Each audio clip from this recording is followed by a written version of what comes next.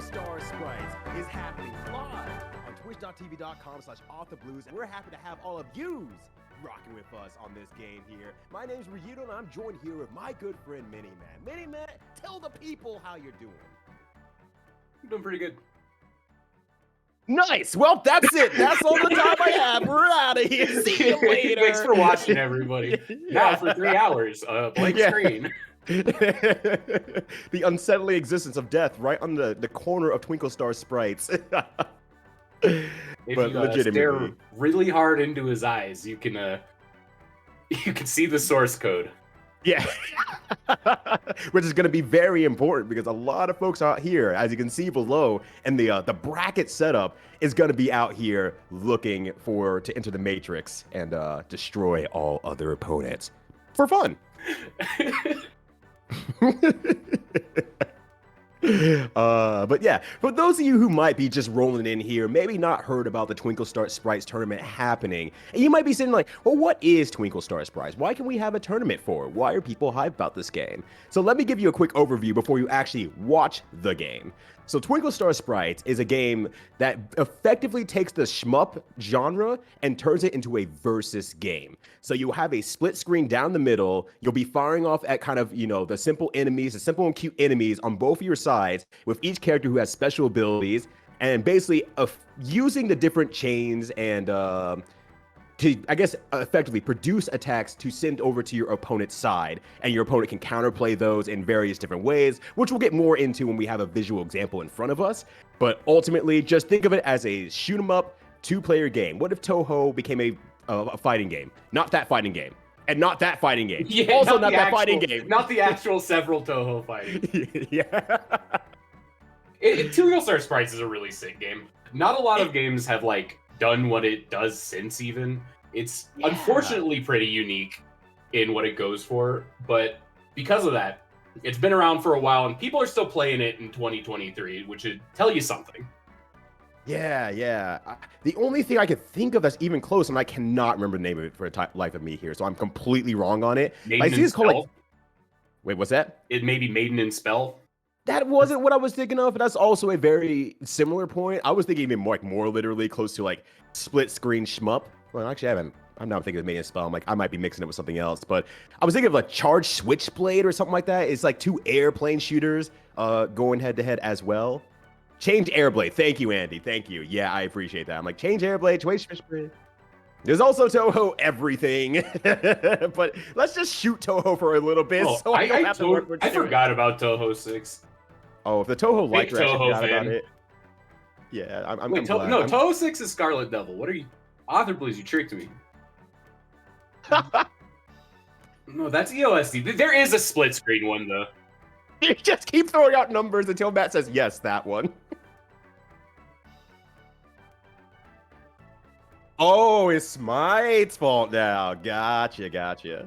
Hey, I think the split screen one was I'm unmuting myself I'm unmuting you. myself so that I can defend myself here. I think Smite said 9 and I just flipped it in my head. Just turn it on its head for sure. Oh gosh, yeah. If the Toho liker got bamboozled, then I feel confident in saying whatever the heck I want. I'm just gonna start lying on the internet. If Spike can do it, if Minimac can do it, if Author can do it, who's stopping me from doing it? The void is loud. The void, oh god, the deafening sound of the void. I muted offside. So. It's beautiful. Buzzing. It's beautiful. It's excellent. Oh, that is bringing back the memories of life. Oh, yeah. No, the game's buzzing. It's going. Yeah. Let me show you what it sounds like. It's like.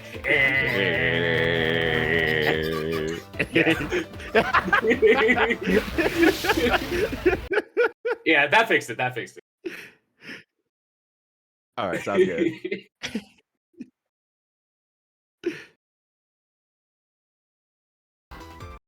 No, you're good. No, it was sick. It's really funny. Yeah. Oh, you're doing a great job. Everyone, give Off a big heart for, running this whole event and just keeping stuff together. On the back end, Off has been just crumbling real hard. Oh, you're the best, Off. All right, so I believe we're in an official match now. Is that correct from the backside, Off? Okay, excellent. All right, so to get into like I mentioned earlier, so we have a split-screen Toho-esque shmup game that is basically versus mode all the way through here. So you're going to see a lot of these enemies coming out here, and they're like little cute enemies and everything like that. So one thing that you're really trying to do as kind of your base game plan is explode as many enemies as you can as like a chain effect thing. So you're seeing a lot of enemies explode and whatnot, and you see like the 5 hit in the corner. This will cause all sorts of effects to go to the opponent's side here, including some of those fireballs that you're seeing slam to the other side, extra attacks, which are like your small little minion style attacks, which will, I guess, more directly attack the enemy. And then you'll hopefully get to see some of the literal boss attacks that come to the other side and attack the enemy like a giant Toho son of a gun. Yeah, and like the way chains work is that when an enemy explodes, it has a certain area around it that can make another enemy explode, and that does it as well. And depending on like which one you start a chain with, patterns are like somewhat set and well known, so you can pretty well control how big your chains are, and a perfect chain is when all the enemies in the formation get detonated from the first one. And so you might be thinking like, well, Ryudo/Minimat/Author Blue, why don't I just simply mash the A button the entire time? Well, there's a couple reasons for this. One, you can only have 2 bullets on the screen at any given time, so just mashing A won't be good enough. But 2, if you don't really think about the formations that are coming out and don't let them kind of really start to build and everything like that, you're not going to get many chains whatsoever. So basically, you're just fighting for your life while your opponent sends stuff over at you. And that's kind of an issue. So you really want to make sure that you get those chains out there, because otherwise you're effectively not attacking your opponent. And like another system that discourages matching is how like the attacks you send to your opponent function. Depending on what you kill or how you kill it, you send different attacks. If you send a normal attack and it just ends up being a flashing fireball, your opponent can hit that, send it back, and it sends back your extra attack, which can't be reflected. So if you're just kind of constantly mashing and you keep sending normal fireballs to your opponent, a savvy opponent will turn those into extra attacks back at you that you cannot interact with and make your life real difficult. So precision is pretty important in high-level play. Yeah, that's right, that's right. And then ultimately, if you get a lot of those fireballs kind of reflecting back at one another, and you kind of shoot down like 3 of them in one go, that turns into a boss. And you have a whole new mess of things to worry about there. So it becomes a very good back and forth game if anyone's playing like Puyo or Tetris, or not Tetris, I should say Puzzle League, where it's just a lot of back and forthing, as much damage as you possibly can do to keep the pressure on. You're going to see a lot of that in this game as well. Definitely. And talking about extra attacks and bosses, there's some, speed differences, but the big thing that differentiates a lot of characters is what their extra attack and what their boss attack is. Exactly. See how they interact and just responding to it appropriately. So you're seeing from Smith's side every now and then extra attack comes out, and it comes from the bottom of the screen. So you're seeing Notoleka just kind of stay kind of up in that middle area. Oh, there's a boss, speaking of, and just using a bomb right away to get rid of it as soon as possible. But extra attacks are doing it on the Bloodfire side, so good stuff from Notoleka. Jeez, that's a hard name to say. For keeping it strong while the boss is out and letting the extra attacks do all the work.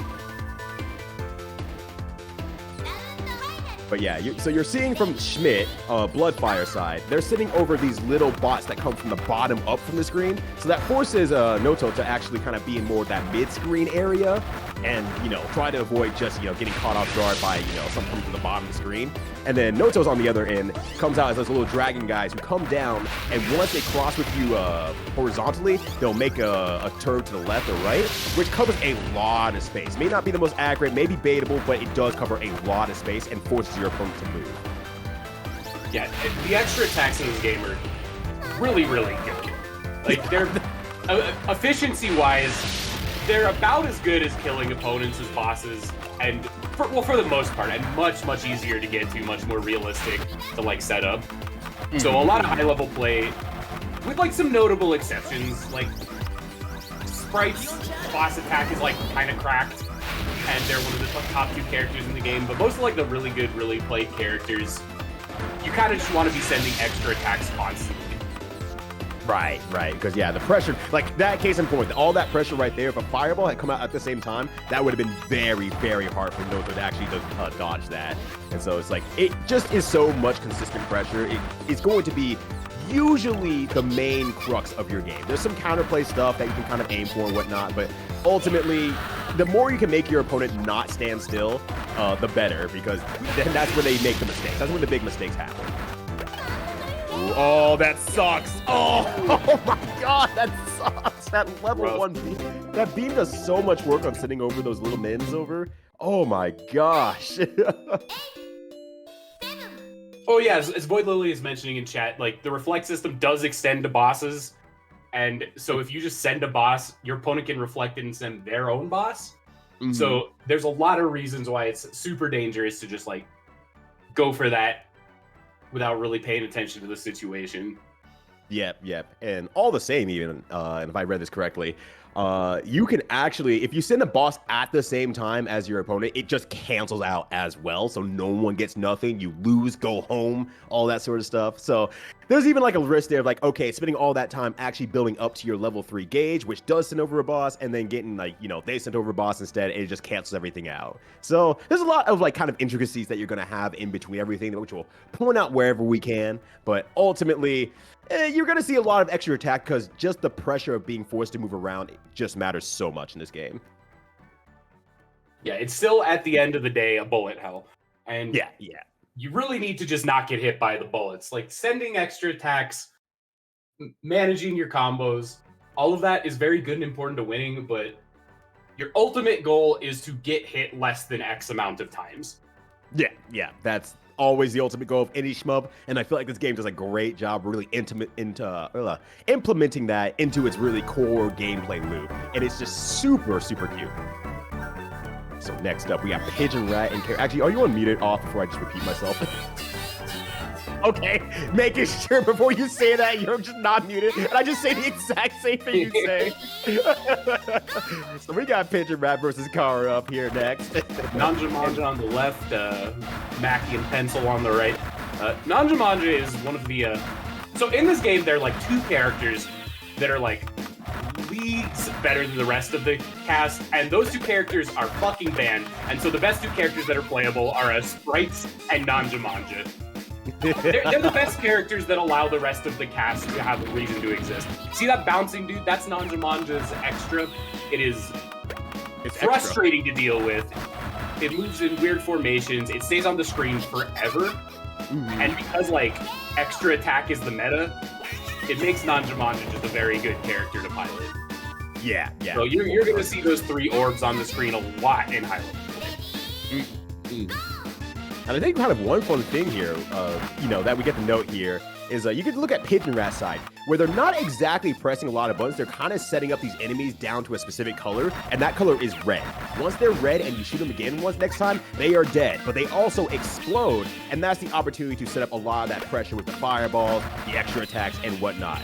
But at the same time, you can kind of see, okay, I'm going to open up one of those bubbles real quick, because that bubble also takes a singular hit to get rid of, and then explode everyone else out, so that the second bubble enemy actually gets hit by 2 explosions and then continues the chain as well. So there's a lot of small little things here that you really can just kind of put together to make a game plan about how to destroy all the enemy formations and whatnot. This game is deep. There's actually a whole lot to think about, and it's a very cool game in that like there's a lot of depth and strategy, but it also has that like you need to be doing things actively element. Reflexes and positioning and all of that matter too, and games that balance those 2 things I think are very compelling. Right, and it's also gorgeous. I really just love the look of this game. And one thing I should also note, because now we have cute birds on the side, even though they're not exactly real, is that all the enemies will look different in various stages, but they all are effectively the same. They don't do anything super special or anything like that. They're just personality, changes, but they don't actually like do anything different. They're cute, and that's it. Yeah, birds are fake. Birds are still fake though, so that's the only difference for this one. The birds are fake. No, that's usual though. You're right. Bomb on the right. Just like most curtain fire games, you have a traditional bomb that just kind of clears your screen and makes you safe. Oh, there's the two boys. Non-Jumanji EX is so infuriating. I don't know if the bounce is truly random. I can't remember off the top of my head, but it's pretty unpredictable.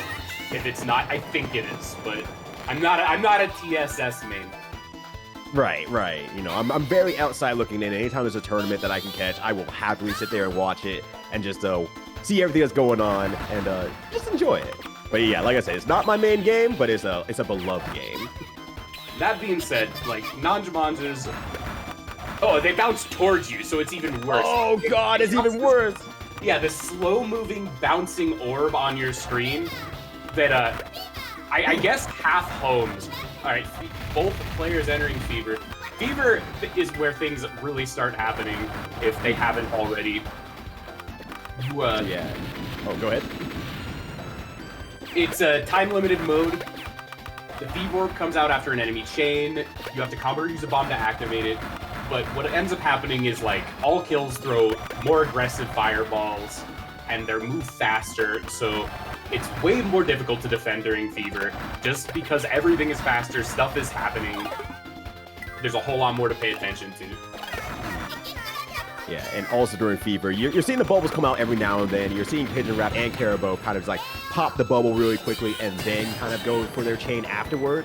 No bubbles pop up at that time, so it's a really huge combo opportunity if you get into that Fever state and really get yourself going. Monja. Monja. There's three of them, so we have three different voices. Monja. Yeah, just three little guys in a trench coat. 3 hell orbs. Yeah, 3 hell orbs, yeah! Demons from hell, back at it again. You love to see it. You also love to see the next match coming up here. Shouts to Pigeon Rat for winning that one 2-0. But next up, we have the kindest weapon versus Void Lily. Void Lily has been in chat as a certified Twinkle Star Sprites knower. Yes. And I really appreciate them doing that because, like we said, it's not our main game. We have our information about it. We're studied up on it, but it's a completely different beast to be in the field and able to report back from everything that's going on. And Void Lily has definitely shown that experience. But on the other hand, the kindest weapon has been very nice to me for the past 2 weeks and has been complimenting me, so I'm biased. I hope the kindestweapon.com wins. They are the kindest weapon. All right, hold on a sec. If I stop responding, the kindest weapon is a bad website. Don't go there. I went to a website so bad my ISP called me because I mistyped. Not called me, sent me an email. I mistyped the URL for like a really shady website that sent me an email, and it turns out their URL was one away from an even shadier website. Oh God! Oh no! Oh, well, at least you weren't arrested yet. Yeah, but I did get a text message from my roommate like, why is the ISP mad at us? Yeah, why is the FBI on their way? All right, so we're seeing another Nanja again from Void Lily's side, and Tinker on the side of the kindest weapon. And they're unfortunately, by the time I was going to talk about them, not getting arrested by the FBI, unfortunately, the first round does go to Void Lily. But let's see how they're setting up stuff here. Because I'm assuming that Void Lily is just a knowledge base of this game. And that's very powerful for this game, like we said, because a lot of the formations are, there's a lot of them, but they are the same formations. Yeah, 40-something real formations out there, so it heckin' rocks. Oh, there's the Fever. All right, so you're going to see a lot of aggressiveness from Void Lily. You're starting to see those fireballs flying out much, much faster than anything the kindest weapon sends out. All right, Fever in return here, but oh no, that fireball's lit. Three guys in trench coat. They're back at it again. They're doing it. Tinker and Linker, we haven't seen them yet, right? I don't believe so. Not yet in this tournament. They're pretty notable for being like one of the mid-tier characters that has like a really cracked extra attack. Mm-hmm. It sends this big purple fairy that depending on like it bounces off the floor or the outer wall, so it's this big projectile that bounces once. Ooh, gross. Oh, yeah, those. Yeah, they're surprisingly difficult. Ooh, is that the boss? yeah, that's the boss. Hit back like 5 fireballs on the kindest weapons end, so immediately Void Lily uses one of their bombs just right away, no questions asked. Oh, there they are. Oh, there's so many of them, and they all heckin' suck. Oh, no. All right, there's the fairies back at it again. Ooh, okay. So one thing also that is to note about this game is that sometimes you might see like people are kind of at that 1 health or very low health, but occasionally they seem to recover health. So if your opponent runs into an enemy, makes contact with one of the normal enemies on that side, you will recover a little bit of health as well. So once you're at low health, it's not like, oh, the last hit and I'm dead. There's some opportunity for, you know, being able to recover and live a little bit longer. Ooh, that was rough.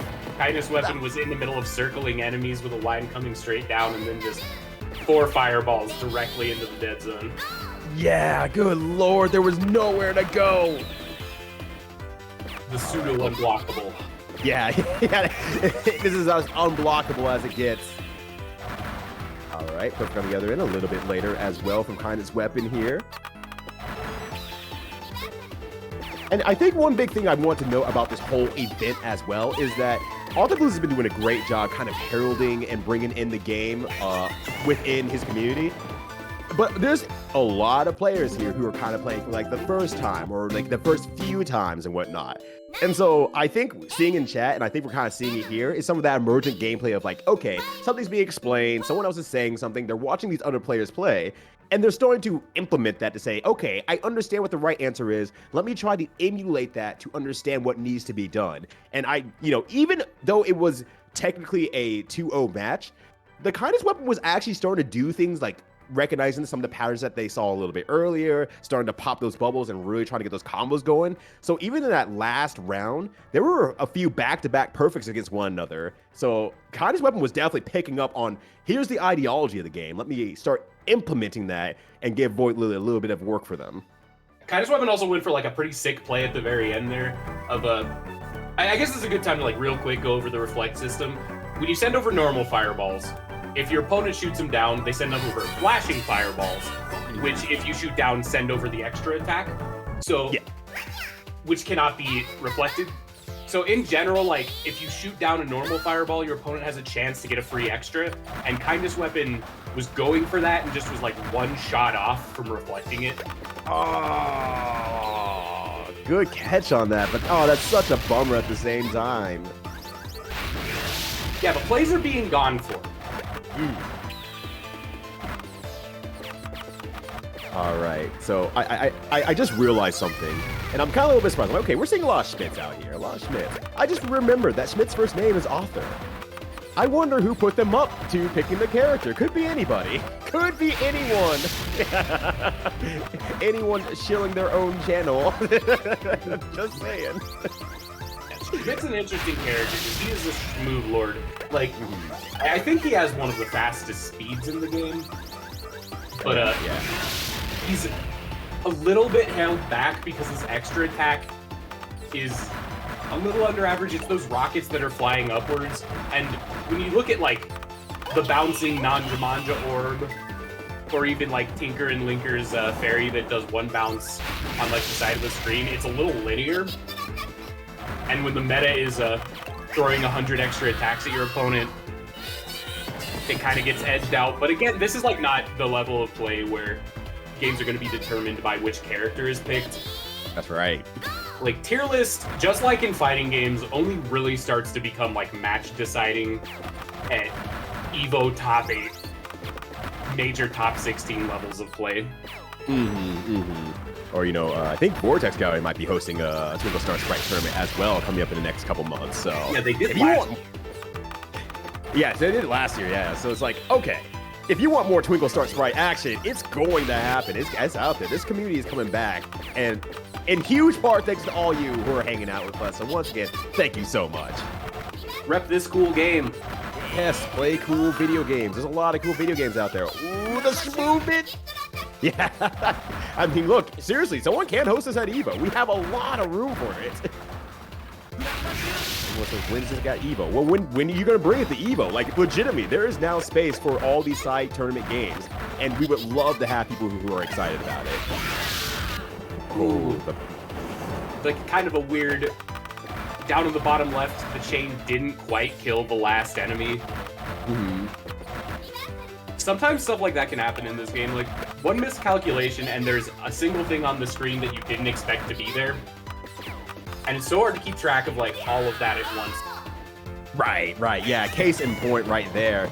You know, you could definitely see on Bloodfire's side that they were paying attention to the big Monja coming down the alleyway, you know, cornering them with a knife. And, you know, so they're going to move out to the side here. But once they moved inward to the inside of the screen, which I can talk about here in a little bit, they were in danger because being able to react to anything coming from the opponent's side, even if you're looking, becomes insanely harder. And that's a big thing in this game, positioning. Because if you're closer to that inside wall and that down back wall, things are going to come at you a lot faster at very unappreciable angles 99% of the time, because you're basically lowering your time to react to anything coming over the screen. So you kind of want to be more on the outside and sometimes more upwards to the upright side of the screen a little bit. But yeah, see, once you're there, fireballs are in danger. Fireballs can be so scary when you least expect them to, because sometimes you're just so focused on, like, dodging the extra attack, a fireball just clips you from the side. Yeah, exactly. You don't want to. You want to give yourself a little bit of time, like, because, like, in a vacuum, you look at the fireballs, you see the game slowing down, you see the fireballs coming, you're like, okay, well, this is pretty dodgeable. I can kind of do that. It'll catch me off guard a little bit here and there, but it's not that big of a deal. But then sometimes you see something else coming down the alleyway, and you realize, oh, I only have so much attention span to afford to this situation. Yeah, and then in Fever, when they're super fast, like, we've seen a lot of, I was gonna say stocks, a lot of hearts being taken by just one of those extra fast Fever fireballs. Ooh, free extra attack for Emmy on the left. Like, getting that extra from the flash. Boss! It's them. It's Twin B. Oh, and a bonus bomb as well. Ooh, all right. We're starting to see some comeback here against Emmy. Emmy's has not been on the back foot very much since the second round or second match, but Bloodfire's making their way in here. They're fighting back. Fever orb on both sides. Emmy does not get it. Oh, death. Ooh, so when you hit a certain amount of time played or a certain amount of time where people aren't doing anything, death will eventually spawn and get faster every time they show up on screen. When you touch it, you lose instantly. It does 5 hearts of damage. Yeah. Goodbye. Go home. So there is an eventuality to this game. Yeah. It's literally suddenly death. And every time death comes back again as well, there's gets a little bit stronger every time. It's got that Saiyan power up. Every time that death enters the battle and comes out of it alive, death gets a little bit stronger. But death can't die. If you die while sitting at the TSS cabinet, you die in real life. By the way, I've been dead for 25 years. It's so cold here in the TSS void. Yeah, please someone get the Dragon Balls. Help. Return me from this Nanja hell. That was a really convincing round from Bloodfire. Yeah. Bloodfire's, like, unlocked something. Maybe it's a level of confidence come out here. Because they seem to have stuff under huge control right now. Yeah, it's such a sick game to watch because you never really know just how on the back foot anyone is at any time. Like, you can get a lot of damage done really, really fast all at once. Adaptations and, warming up is pretty big just because it's a reactions game. Yeah. In a lot of ways. Yeah, no, that's a really good point. Like, despite us talking about, okay, this game has a lot of, like, stocked up, what's the word I'm looking for, but predetermined formations from the enemies, ultimately still, you have to react to the fireballs and the extra attacks, because that's the thing that's going to really change things up in terms of, do you get to live or die for long enough to see the things that you're used to seeing? All right, this is round 3, right? Yes, that's right, Matt. The numbers are hard, man. This is why I'm not in the tournament. This is why I'm saying Yeah, imagine counting. Can't be me. There's like this weird symbol in front of hits. I don't understand what that is, but whatever. They seem to be enjoying it. Rage. Oh, gets hit by the extra attack at the very end there, Bloodfire. But at the same time, yeah, Emmy's living at about the same life right now here. And actually, here's one thing I have not gotten to talk about yet. You've probably seen it here and there, y'all, is the coins that are getting dropped on the field by the Flying Pig. And so the coins do 3 different things. So they have 2 sides on them every single time. And I think it will always have the $sign on it, but someone correct me if I'm wrong on that. But it will either have a star on it, and if you collect that side up, then it'll destroy all the bubble shields on your screen right now. So it's usually preemptively put out there if a lot of bubble-fied enemies are going to be coming out. And then there's the bomb side, which gives you an extra bomb or burst or whatever you like to call it, so you can live a little bit longer. And on the dollar side, you get 10 points. Woo! 10 whole dollars. 10 whole dollars. That's half the money that Mini-Matt owes me. Shut up. Talking about Emmy's sick dodge attempt. They tried to like beat through the sideways enemies. It was just barely not fast enough to get the one going on the diagonal.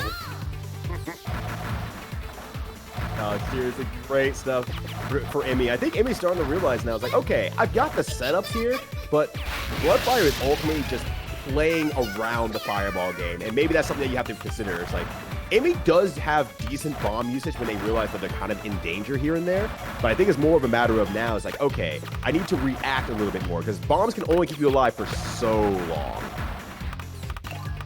Yeah, there's a very real limit, and it's shown on the bottom of the screen. Yeah, 100%. Yeah, those bees in the corner of the screen, that's your life force, remaining life force, and Bloodfire is sitting pretty despite using that bomb right there. Point collected. We're getting Bloodfire's looking real good right now. Yeah, and a great combo from Envy as well, getting that perfection out there. Oh no, 10 points. I think I actually said 100, and I might, but I like 10. I like big 10 actually. Big 10. Oh yeah. That's my fault. I'm like, I don't remember how many points the coin gives. Let me search it up, and someone said 10. I was like, okay, good enough. Damn, that's 10 times the value. That was so rough. Yeah, Bloodfire got 2 free EXs. Summoned a boss, and the flashing fireball came all at the same time. That was a rough situation for Emmy. Yeah, geez. Like even if Emmy dodged like the extra shots and the fireball is coming out somehow, was still in a situation where the boss was just sitting there like, well, I'm just gonna do a little shimmy left here. And it would have been over anyway. What an unfortunate setup, but nonetheless, great stuff from Bloody, because like that's the first 2-1 we've had in this event so far. Yeah, great set.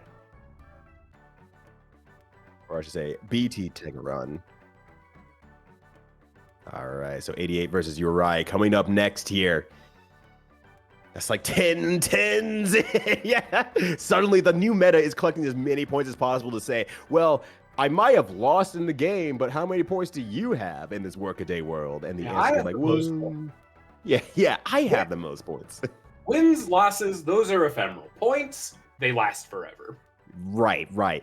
Does winning a lot of matches ever let you put your name into the top boards of arcades? The answer 92% of the time is no. The other 8% of the time, though, I don't want to talk about it. Yeah, those games suck, like Killer Instinct and Mortal Kombat.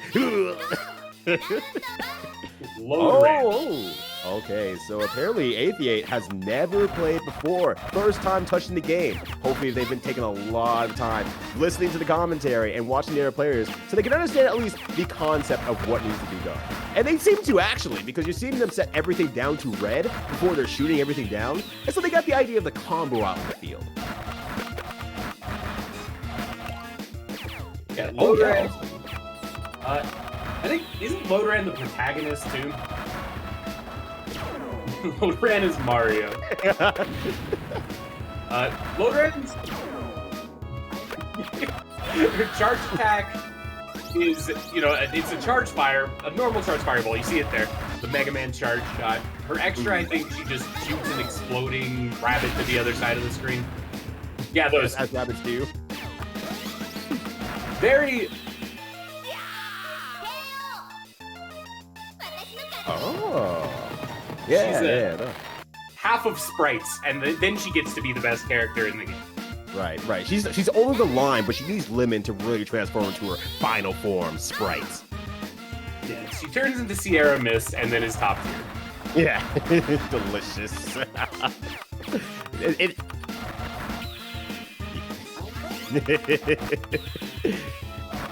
So one thing I do want to note from ATA, who's doing, generally the right idea and the right thing, but so you kind of see the enemy colors out there, and it very much just demotes how much health they have left before they eventually explode, which is the red color that you're going to see there. But they start from purple, go to blue, green, yellow, then red. And so you're going to see a lot of these setups mostly is that, like, case in point right there, red, yellow, green, and blue. And so the idea is, like, if you are able to explode, like, one tail end of the whole formation, it should allow all the follow-ups to explode afterwards because they're taking that many explosions before it reaches them. And so you don't have to put all of them down to red necessarily. You can, but ultimately you kind of just want to, like, trust the system more or less. I think it's the best way to put it. Yeah, I think that's a good way of phrasing it. Yeah, I think even with that last formation that came out there with the purple shell surrounded by like 8 different shells around, it's like, okay, yeah, once you start exploding one of the red ones, then they will hit multiple times on that purple one, eventually bringing them down as well. So we have a 1 round apiece here for the first game. Yeah, keeping it up here against Yuri. That's balling, actually. Yo, I bet ATA went in there and was like, oh no, this is my first time playing the game. It's gonna be real hard, and I'm just gonna embarrass myself. Oh no, but I'm gonna have fun. But now they're balling. Now they're in the system. They're in the Matrix. They did it. They're in the Twinkle Star Sprites void, bombing to avoid a difficult situation. Smart, excellent. Shoot 'em up classic. Yeah, that's my biggest failing of shmups always. Ooh, big fireball game coming out here. Schmidt's gotta dodge. Large chain. There's those rabbits. The way those rabbits move is they move in a fixed arc, aiming for where the opponent was when they spawn. Which is like one of the problems with them is that they're pretty avoidable if you know how their spawn works. Right. Clipped by the Schmidt rocket. So Schmidt kind of has this thing where he targets people who sit at the bottom of the screen pretty effectively because his extra attack spawns there. So some strong counterplay against Schmidt is to just kind of like be chilling more near the middle of the screen, which is like kind of what a lot of shoot 'em up optimal strategy ends up being anyway. Right.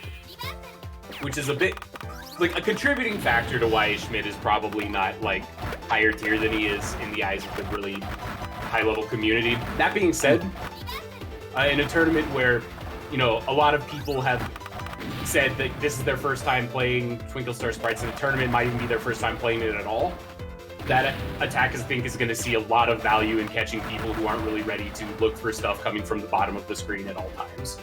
Right. I think, you're going to get a lot of people who are in this tournament sheerly for the sake of saying, I'm good at shmups. I've played a lot of shmups at my time in my days, and I know how to deal with those situations 100%, no problem. But that's like the meta buster. That's the kind of thing that you enter into the game and you realize, oh, they thought about this situation and this kind of gameplay that you see in most other games. And so I really like Schmidt as like a character to say, no, now welcome to the real shit. Welcome to the real Schmidt. Welcome to the real Schmidt. Schmidt's considered pretty high tier these days. All right. Oh, okay. Meta changing, which I can see why, honestly, because forcing someone to the top of the screen is really scary because congratulations, you can't react anymore either. Yeah. My information on like tier list placement is pretty old. It's old. It's old. Oh yeah. By the way, off from behind the scenes with the Wizard of Off. How many 4-letter words can I say? You know what? Fuck Tina Hacks out here saying the schmucks. God. I get my ass beat the hardest I've ever been in my life due to Gradius 3 as she's 1CCing it right in front of everyone's audience. You know what? Fuck Tina Hacks. Whoa! And right now, Both players are one heart, by the way. Yeah, both players are getting fucked up. Oh my god, Whoa. 88 actually survives that. That was so close. No bombs. Oh, death on both sides here. Also, worth noting, this slowdown isn't stream slowdown, it's game slowdown.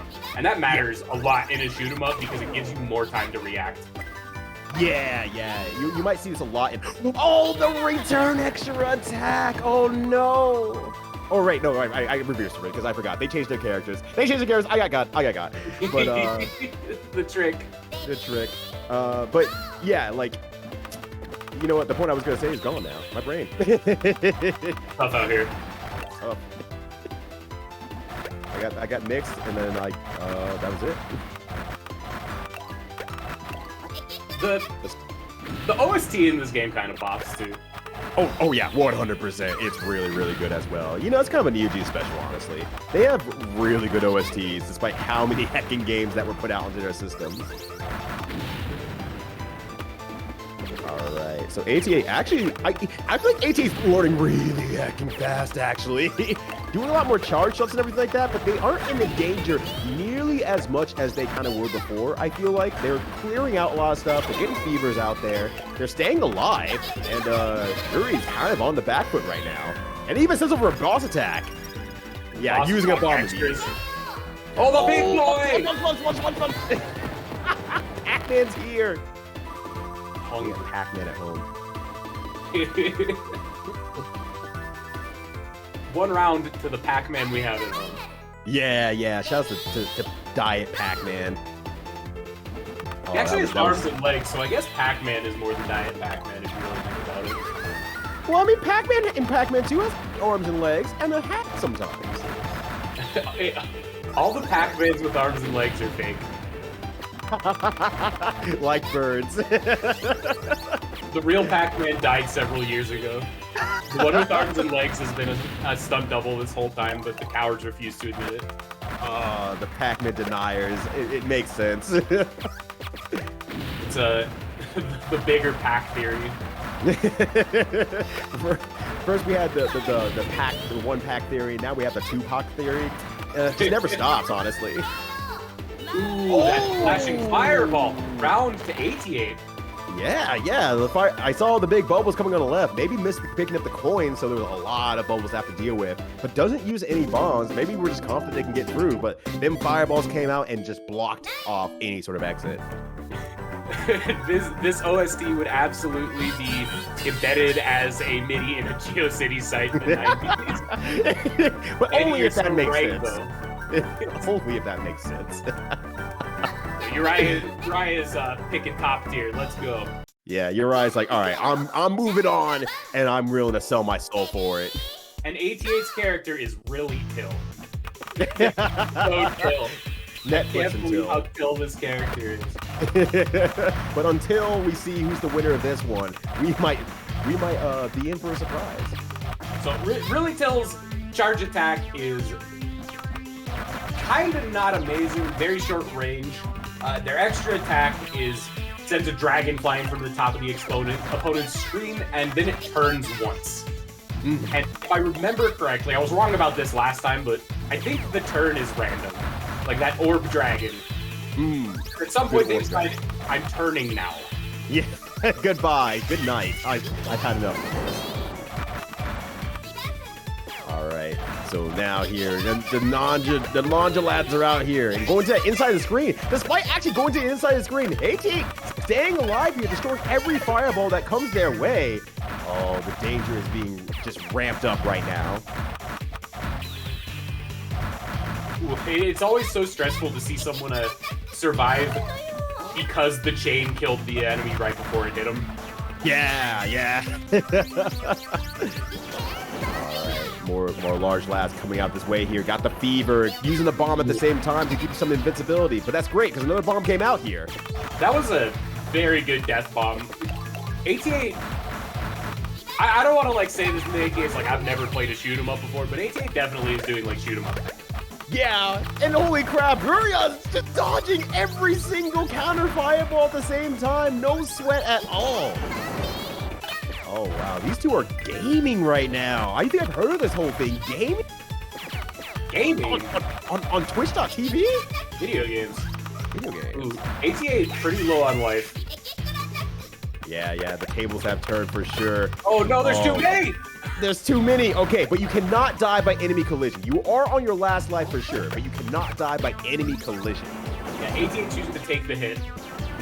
Oh, please bomb. that came out viscerally. Please bomb. I want to see you play. I want to see the comeback happen. Here's death. Yeah, anyway, here's death. Hit 100 seconds or so, I think. Yeah, they're out here playing.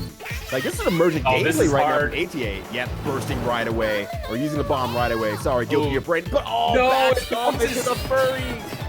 Oh, the final bounce. Oh, troubles with tribbles out here. That is so unfortunate. Wow, a Star Wars reference. I hate you so much. Wow, a Buzz Lightyear Star Command reference.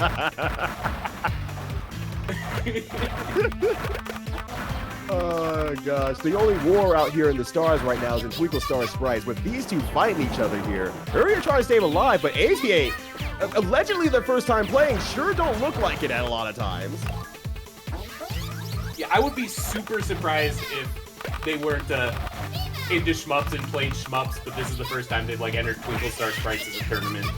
Yeah, because there's a lot of that fundamental aspects coming out here. Yeah, they're death bombing at really good times. Yeah. Oh, boss attack. Yeah. Look at that sick dot. Yeah, exactly. And I mean, I think if bomb didn't come out, 88 would have dodged that. Like 100%, I think would have dodged that. No, that's the classic of I don't think I'm gonna dodge, so I'm going to bomb, and then you realize, shit, I did dodge. Yeah, but you know, the ultimate point of this game is to not take damage, and immediately Yuria takes damage. That makes it one apiece out here. Yeah, this is a down to the wire. This is exciting. I'm excited to see 88 potentially go to the top here, but Yuri is bringing the pain for sure. This is such a sick match. Oh no, absolutely. This is gonna be the highlight of the tournament at this point. Jeez. Alright, setting up the bombs here, setting up the combos, and you know, I see 88 starting to get a little bit of that action in here, starting to understand some of the patterns that are coming through. I think they're starting to remember some of the patterns as well. You see him waiting for certain situations. Oh, the big boss is here. 100 Moja's awful boss. Yeah. The ugly boy. I'm just talking about game balance when I say awful. I just say that. You just hate him. You just hate. You hate. Why do you hate furry creatures with like personas? He has like one tooth, one large tooth. Let him eat. He can't. It's a wall of 15. Look, the dentist out there, that's his best customer. Gets in there, gets in like that comedic giant toothbrush and just goes switch. And so, like, that's the kind of lifestyle that doctors and dentists are trying to live out here. Let them cook. Let them cook what? The fused baleen of this weirdo boss's mouth? I'm not into it. Whoa, 3 dragons! Three dragons. I'm excited about a video game. Ooh, difficult situation for KT8. Yeah, no more bombs on the other side here, but does have the life lead because they've been using very, very good bombs along the way. Yeah, this is the mission critical round. It all comes down to this. Ooh. Look, by the fireball! 88 makes it through in a nail-biting match, as close as you.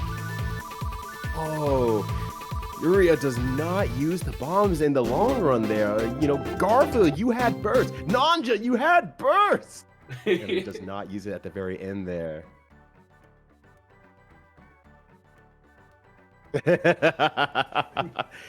Yeah, Well, they're just until they're next just really time. till. Yeah.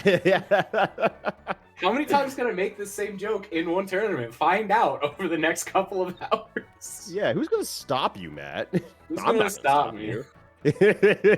3 green dragons, just like in Mahjong. Is that a Mahjong reference?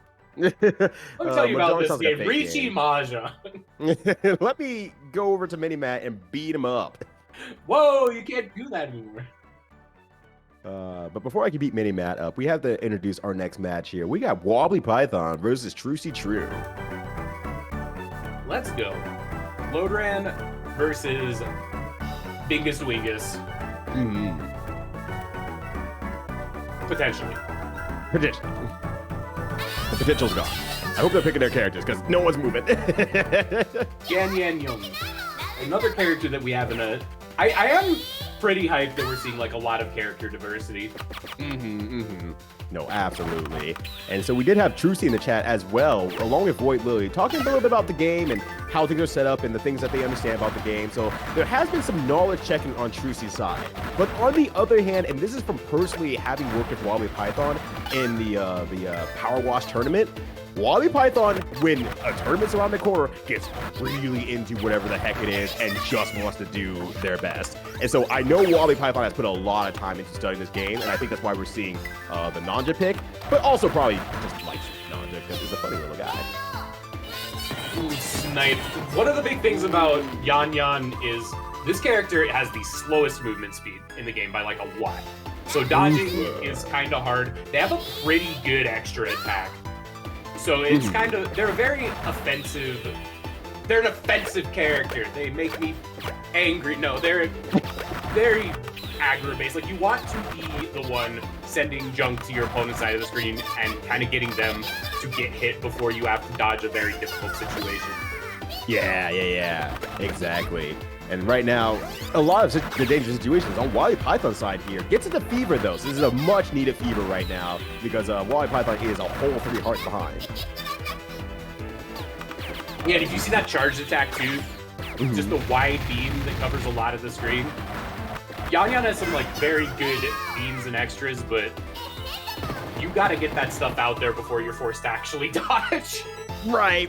You don't want to be dodging with this character. You really gotta know what's coming ahead of the field and react appropriately first and foremost before you can really get Yan Yan out there. Now this is the song of all time. This is the song? This is the one that jams with you? Yeah, I love this Sage's OSC. Oh, heck yeah. And speaking of, I'm starting to see some of that from Trucy now. Like we said, Trucy was in the chat earlier, just kind of talking through like the game and like some things that they know about it and sharing their knowledge and everything like that, which has been great about the community so far. But you're starting to see some of that setup play of like, okay, I'm going to tap a few things here, kind of wait a little bit and try to get this whole chain going. But it has made Trucy's gameplay a little bit slower. So she's kind of like not on the offensive as much as she needs to be to prevent more attacks from happening. And that's kind of the very gentle balance about this game. You can wait all you want to get your perfect combo, but if you can't even get into position to actually shoot anything comfortably, well then what's the point of going for the perfect combo in that long run? And we're seeing them switch to Mackie and Pencil. We saw a couple times where they got clipped by just a normal fireball because of move speed stuff. I'm not surprised to see like a swap to someone a little faster. I can't play characters with like really low move speed and shoot 'em ups at all. Well, I can't play smoke shoot 'em up, so you have my respect anyway. No, I never said I could. I never said I was good. I can't play them. You know, I literally can't play them. I'm allergic. You see, I break out in hives every time I touch one. Yeah, it's I apologize. That was wrong with me. It's okay, Manny Matt. I still love you. I appreciate it. All right, Fever Chance on Wobbly Python's side. Setting it up very nicely. Once again, Wobbly Python, when a game comes out, gets super freaking studied on it. And you're starting to see a lot of that gameplay emerging out here. All right, big damage there. Good, perfect. Oh, Pac-Mans are out. Oh, no, that was Yeah, holy crap, that worked out so well. And got the one teeth man out here. During the kill screen, BM boss. Wabi Python, the master of being my Wabi Python running immediately into the enemy. In all fairness, I kind of understand why. I'm having trouble seeing that too. Wobbly kind of forced the bomb, making their way to the top right of the screen. Oh, the pack attack! It was almost whack. The whack attack. The whack attack.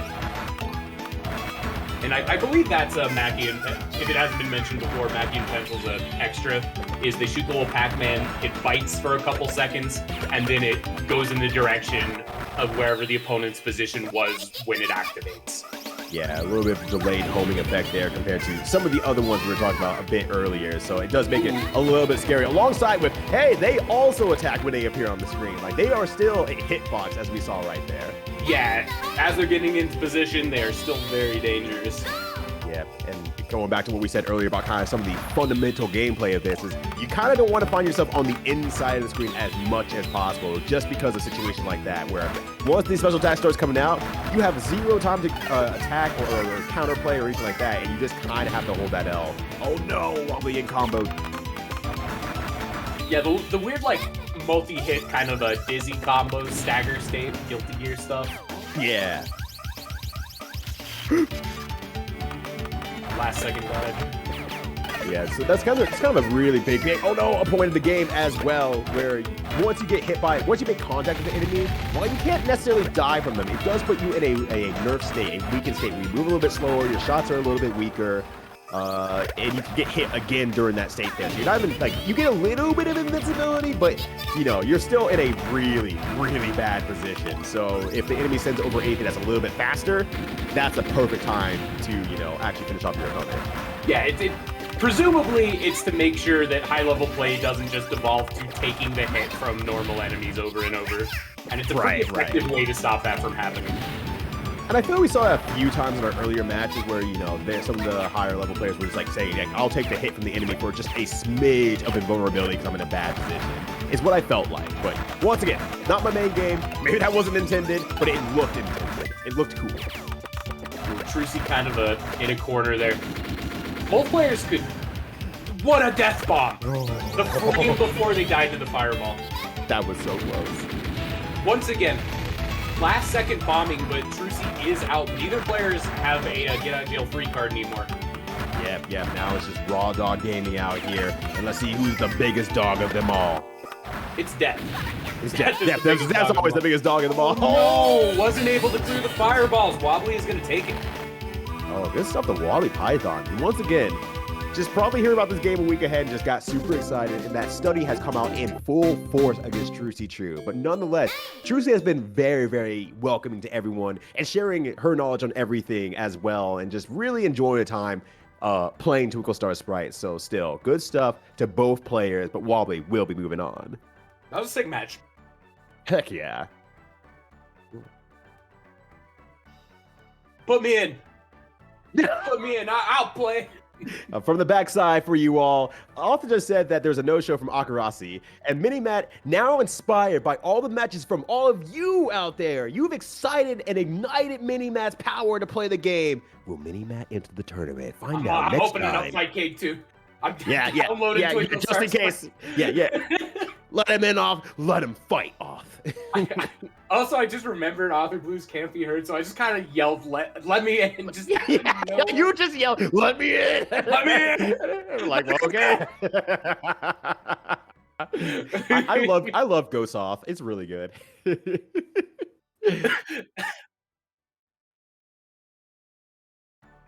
You're not gonna.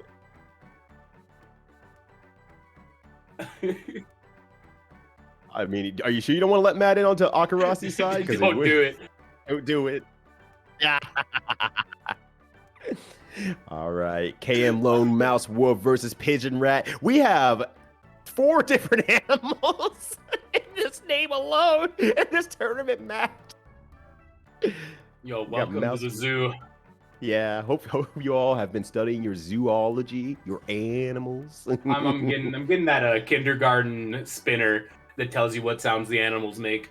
Oh, I love that thing. I still use it today every time I need to, really spark some creativity on what the heck exists out there. Yeah, like what is? God, I wish I could know the sound a cow makes without having to hit a 1 in 10. Yeah, right. I also use those highlight books, with the Goofus and Gallant, like all those sort of things in there. Yeah, that's been a very, very useful thing to really brush up on my animals. Goofus and Gallant is actually top tier in Twinkle Star Sprites along with Sierra Mists. Oh gosh. Oh my god. There ain't no way. Up chat. No Nanja, no Manja, no Mames. No mames. And then Wobbly out here saying, yeah, I gotta set the record straight. I spent the tournament prep learning how to animate in Blender, which I did watch a lot of that, so that's true. But that was 100% luck. And yet Wobbly Python out here looking like a professional. 8 Mames. 8 mames. More mames. The Nanja Warrior. There's 6 of them. There's 4 animals and 6 manja. Nanja. Ganja. Let's get smoking.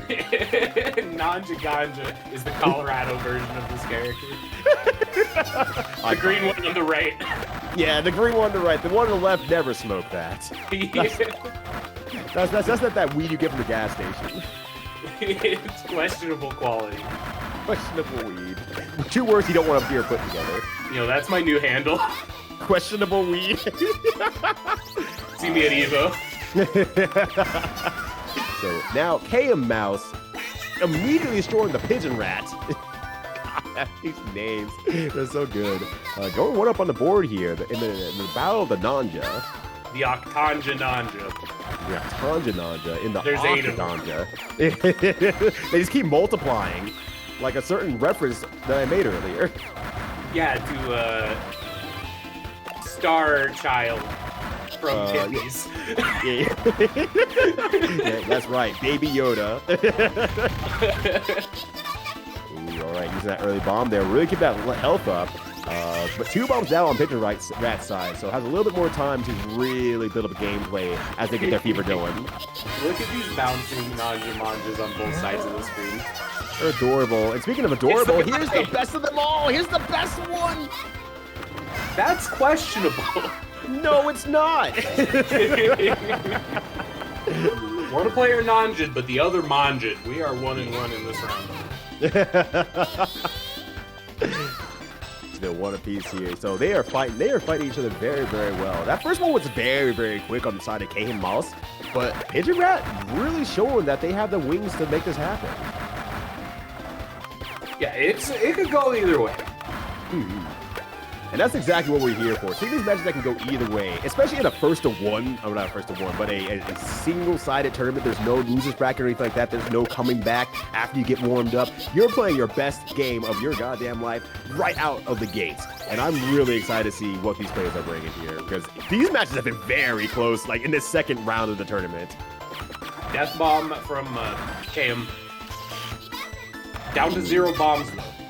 Yeah, no bombs, so it really has to play out this here. Oh, that fireball was so close from hitting Mouse there.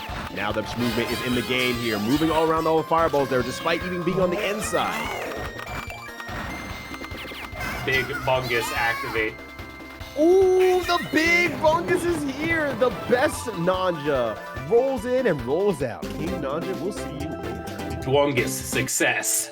Yes, the best. All right, we running it back? Oh, absolutely. There ain't no way. Yeah. The garbage pail kids from the back room. I can't believe it. They re-released Furbies in this format. I mean, I would also buy it again, but oh no! They nonjed when they should have manjed. Let me tell you. Yeah, it's a goddamn shame, really. Yeah, really trying to set up something there, but not getting the hits that they are expecting on the enemies, maybe, because they're taking a lot of contact damage right now. And the one thing that they're going to have to contact is a hospital, an ambulance, because they're already dead. Please, contact a doctor. And you said, like, haha, yeah, not for me. No, please help. Not for me. For me, wait. So that Pigeon Rat being down again, they're probably very happy to see it. Going up 1 round real fast. never a bad feeling. And you can see him doing some, like, very deliberate high-level stuff, like sitting right next to that formation to pop the bubble to get the full perfect. Yeah. Oh my gosh. I was about to say, yeah, they got the perfect bubble and they were able to get a boss attack out at the same time, but boss didn't even get to arrive before KM Mouse got slam jammed by one of the extra attacks. Yeah, that was quick. Nanja, nanja, nanja, nanja, Nanja, nanja, nanja. No one will be a nanja. All right, so that's with Naruto techniques coming out of here. That's right. That's 2 nanjas on board, and now we're in deep darkness. We're back, baby. Just a little excitement for you all people at home. We're making sure that we're giving you the best shows possible. We're adding a little bit of tension by just immediately unplugging the screen for every 5 seconds. Enjoy. Nice job. Oh, that was amazing. Really getting rid of that boss super quickly. And one thing we even got to note about bosses, because bosses have been kind of doing the work right now. There's kind of 2 major ways to get rid of bosses. And that's 1, just heckin' kill them. And 2, just wait. They'll walk out. They'll leave. When shit sucks, they'll hit the bricks eventually. You can also, like, send your own boss to reflect them. But I think, like, Pigeon Rat has noticed that KM isn't ready to do that and is also kind of struggling a bit to deal with the boss. So we're seeing their strategy has, like, pivoted from extras to just, you know, getting the boss out there and making KM deal with it. Yeah, exactly. And it's working out super, super well here. And even an occasion like Fireball has been doing a lot of work. No extras going out there. And I admit, if you're not a person who has a very good peripheral vision necessarily, things like Fireballs do become a little bit difficult because they're coming from the side of the screen instead of the top of the screen, like, or bottom of the screen, like a lot of enemies. Case in point right there. Mouse got hit from the side, but is doing a decent job about dodging anything coming straight down. That was a pretty strong adaptation from Pigeon Rat. Yeah, no, absolutely. The Mouse Wolf could not beat the Pigeon Rat, so in this battle of chimeras, the Pigeon Rat will move on to the next round. Zoo Pal's match is over. We are moving on to Rob Snowlock versus Hanged Man. My mind's so full of pudding. I really thought you were gonna say Rob Schneider, and I was like, why would someone name themselves Rob Schneider? Jeez Louise. Rob Schneider, that actor, why did he name himself that? Good for that. Rob Schneider in the back, like, I just really like Arthur Blues, okay? Please, just let me hang. But yeah, getting ready for our next match here. And the tournament is going very, very well because there's a lot of exciting matches that we've seen throughout this whole thing. A lot of character variety too, as you mentioned earlier, Mini-Matt. And it's been super, super cool to see kind of like the different levels both converging in terms of, okay, here's kind of like what higher level looks like. And, you know, here's what people are learning. But here, ultimately, is what people are adapting into their gameplay as they're watching other people, talking in the chat. This is exactly like how fighting games work and why I really like the fighting game community so much. If you get to find a really good community, you play around with each other, you learn from one another, you're free to ask questions at any given time like we are here. And so I'm really big shout outs off to really making this community happen here so that a lot of new players can ask the questions, understand what's going on, and really just say, yeah, you know what, I'm gonna pop up with Fight Game, give this game a go with some friends. Yeah, you should play. Yeah, play this game, it's good. Speaking of playing this game, we're seeing Sprites finally. You might have noticed their cursor wasn't on the character select screen. Sprites is a secret character. You go to load ran, you put in a button combo, and you can select Sprites. Sprites is the other Nanja Manja in that they're the best character that doesn't invalidate the game tier. Sprites' charge shot is crack. It's a huge comet. It has a couple mini comets swirling around it. It's just big and good and crazy. Shout out to cosplayers. Her extra attack is also kind of nuts. It sends a spinning cat over to your opponent's side of the screen that just books it towards them. It's load ran but cracked, more or less. Yeah. Load ran but cracked. That is a perfect way to explain Sprite. We saw Sprites a little bit earlier as kind of like almost a worn-off pick. Didn't really stick with Sprites and went to Nanja instead. But oh, the combo on Rob Snowlock's side. Oh, what a bummer. And just to respond to the question in chat, there are 2 bosses in this game. I never remember their name because they never played. Mevius and Memory, thank you. Author Blues. Yeah, seems like your memory failed you. Go on. But yeah, like, those 2 are just... They're good in, like, an ST Akuma or JoJo's Pet Shop sort of way, where if they're in the tournament, there's very little reason to play anyone else. Sprites and Nanjamanja are very strong, but they're, like, strong in a way that doesn't make it feel like you can't beat them with other characters. Like, there's counterplay that's more real than Mevius and Memory. Yeah, it's just more of how they're more the result of how the meta ended up developing, rather than, you know, just being outright really hecked up. On top of how the meta has developed as well. All right, so you see Hangman here, just trying to stay alive here, has used both of their bombs, so they're kind of in a dangerous situation, especially with all these fireballs coming out from Rob Snowlock. Ooh. And one big thing about the enemy contact as well, you kind of see, it was a little bit mentioned earlier, but to be more clear about it, is that once you get hit by an enemy like that, you need to shake out as fast as you can so you can regain control of your character, because if you don't, like we saw from Rob Snowlock in the last round, or the previous round before that last round, you can kind of get beaten around quite a bit. While the contact won't kill you, the follow-up fireball while you're stunned will. Yeah, there's just so much to be paid attention to in this game. You gotta mash out of stuns, you gotta be ready to reflect, you gotta be ready to get your perfect chains. It's a very, very dense game, the higher level of play you get into it. Right.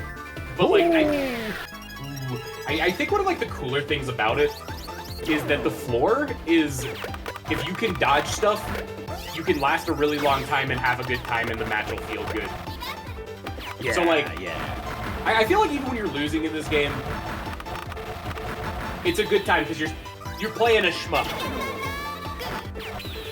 And it's almost like a roguelike shmup, like an early roguelike shmup, where the difficulty changes every time depending on the person you're playing and how they're setting stuff up. Oh, Rob could have died there real easily.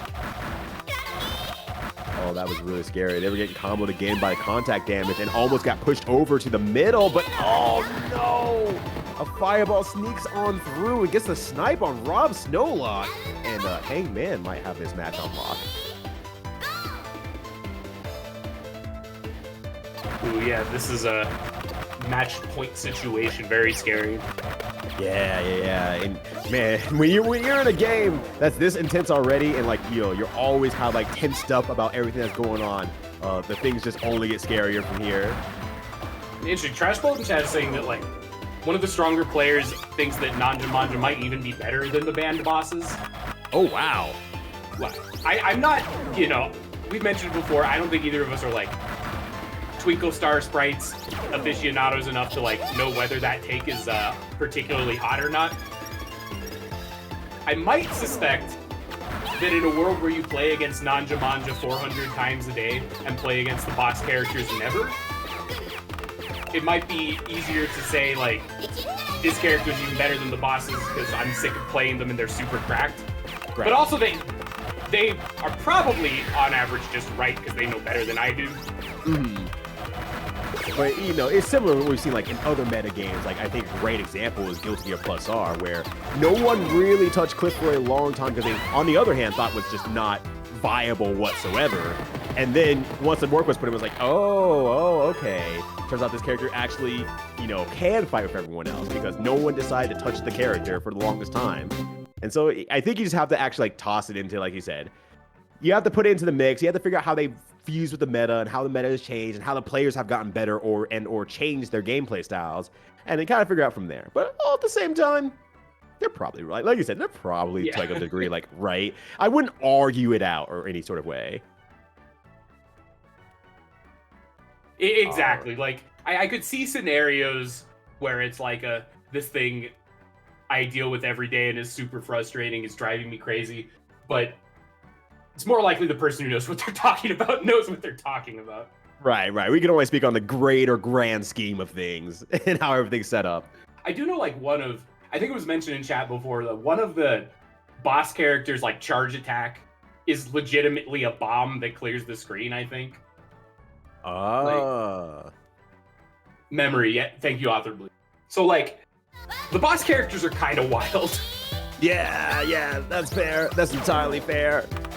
Oh, speaking of wild, though, we got the return of Void Lily back into the mix here. We saw their expertise earlier in chat, and now we see their expertise in-game. Now this is their second match here against Carrion, or Kate Lipsy, or whoever you want to call her by. She has a lot of names. Free extra attack from the Fireball Reflect, baiting out a bomb from Carrion. And now the fever on both sides here, so we're going to see a lot of aggression. And the big thing about Carrion is that when she's also into a game, she gets deep into the game. She's very, very smart about understanding how to play everything. So I'm wondering, I'm seeing a lot of the technique in terms of, okay, here's this enemy here, here's how we'll respond to this. Like, here's a lot of the science behind everything, but I wonder if the reaction game is going to be there as much. It's so much matters in Twinkle Star Sprites.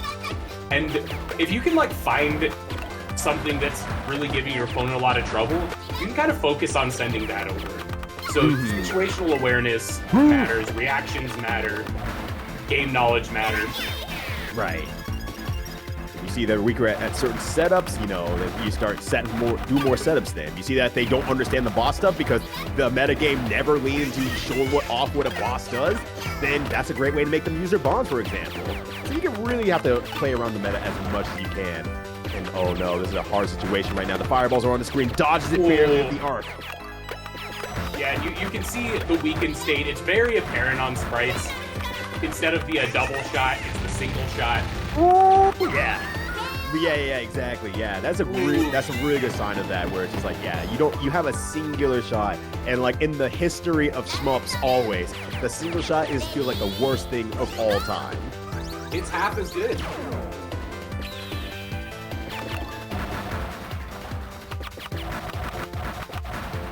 Now we're here, just kind of. You see Carrion starting to really build up that chain here, doing everything good like that. Fireball slowing out on each end. This is a very fun match to watch. I think in like, just like in fighting games, a match of like top tier versus top tier is always pretty hype. It really is, especially when both players are really like using the character to the best of their ability. You're starting to see like a lot of like the little puff balls come down and everything like that. So it's like, okay, they definitely know their strengths of their characters and how to really, fuse that into their gameplay. So, excuse me, it's very exciting to see bombs being forced on the field because the situations have gotten so hecked up, it's better to just not deal with them at this point. Those bombs are certainly running out. There's only one left here, over for Void Lily. So we're getting kind of the end game of the round. Ooh, clipped by a fireball while trying to dodge the homing rabbit. It's tough out here. Yeah, that's real rough. That's unfortunate. All right, so one apiece here in this first match, actually. God, they've been going at it that I didn't realize that we were still in the first match of the set. Yeah, we're getting some seriously good gameplay here. Both players. Ooh, gets the fireballs at the end there. Tries to use the bomb a little bit late on Carrion's side, so that is a bomb that will unfortunately not get a great usage, but maybe the next one will go better. They at least got some free positioning from it. Yeah, true. That is a good point. Fever activate. Yeah, now things get really hard for Carrion because she does not yet have her fever. Oh, and tries to go for the combo, but immediately a fireball places itself right in her path. And Void Lily gets the first one. The Nanjas have manjed. Yeah, they're back at it again. The Manjas have a Fanta, and they're so thirsty. They're so thirsty. Please give them more Fanta. It's like their G Fuel that we have. Gamer fuel. Finally. Alright, spin the wind bunny on the air side there. Ooh, nice. Getting those free EXs, getting the reverses. Yeah, great reversal. Saw it coming, just decides to burst anyway to make sure that they just show a lot of fireballs and boss tag is on the field here. Carrion doing a great job dodging. Oh, the last little furball comes out there and does the work. And someone in the chat did mention earlier that you can slightly guide and influence the movement of a Nanja's extra attack just a bit before you're standing. So that's kind of like, we're kind of etching into that higher level play of like, okay, how do you deal with this? Well, you kind of are able to guide him a little bit and force an opening, but while you're being hit by fireballs at the same time and enemies coming from behind you, it's a completely different story in practice. Yeah, there's just so much to deal with. Like, it's kind of, traditionally, bullet hell stuff with aimed shots, one of the ways you deal with them is you go to a far side of the screen so that they position themselves going towards you, and then you just cut really fast to create a gap. But you can't do that effectively when they're that big and slow. Yeah. So you kind of have to be in the right...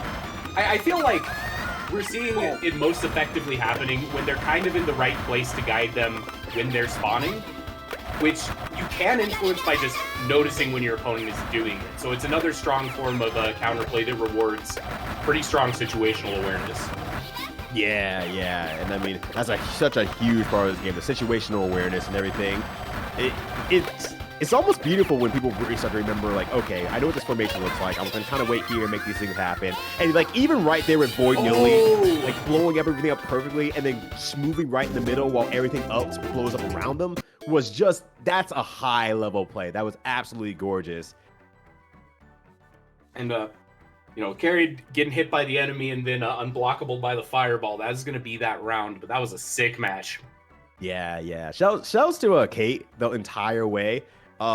Just doing a great job of making sure that, look, I'm using every single piece of my ability to use bombs to get out of the situations and everything like that. Very, very strong understanding of the game. I think it's just a matter of, you have to face Void Lily, who clearly has a lot of knowledge about this game. So it was more of a harsh pull. But I mean, if Carrier's put damn near anywhere else on this board, she would have made it very, very far.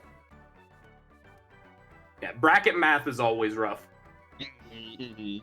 And speaking of which, we're actually getting down to the last match of round 1. It's technically round 2. There were 3 matches in round 1, but it's effectively round 1. And Other Blues was kind of talking to us before the tournament, saying that like Digi cooks at this game. Yeah. Digi apparently kind of cracked at this game, so I'm excited to see. Like, I've already been impressed by Void Lily. Don't get me wrong. Void Lily has already been doing hell of a job here, and we can even see like the match review already from Void Lily in the chat. They're definitely thinking about everything that's happened in like the whole match and like really think about what can they do better, what's going on. But apparently, Digi will probably be the person who gives them the run for their money. And if Digi does make it through LT with Hammy, that's gonna be one hell of a match for sure. Lieutenant Hammy. Lieutenant Hammy. There it is. You're right. Oh, we got Dark Ran. So, Dark Ran is also a secret character.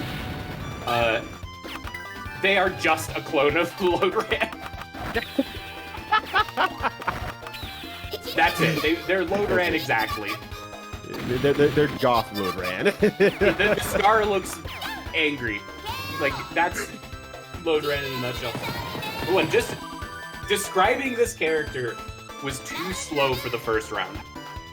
Ooh, wow. Yeah. Digi making quick work of Lieutenant Ham. We're going to find out quickly that it's not Lieutenant. It's El Hammy. We found out very quickly that is not Lieutenant Ham. But, if you're looking for a name change, there's an idea for you. You don't even have to change your handle anywhere. Right, exactly. You just have to tell people how to pronounce it properly. So on Digi's side, you're seeing a lot of like situational setup and everything like that, being very patient, understanding what's coming next. It's like, okay, I see the coin. That means there's a lot of bubble enemies coming up. Let me go ahead and wait for that, position myself properly. And even timing the shots with some of the counter fireballs as well, and really making the most of every situation. Look at those chains, dude.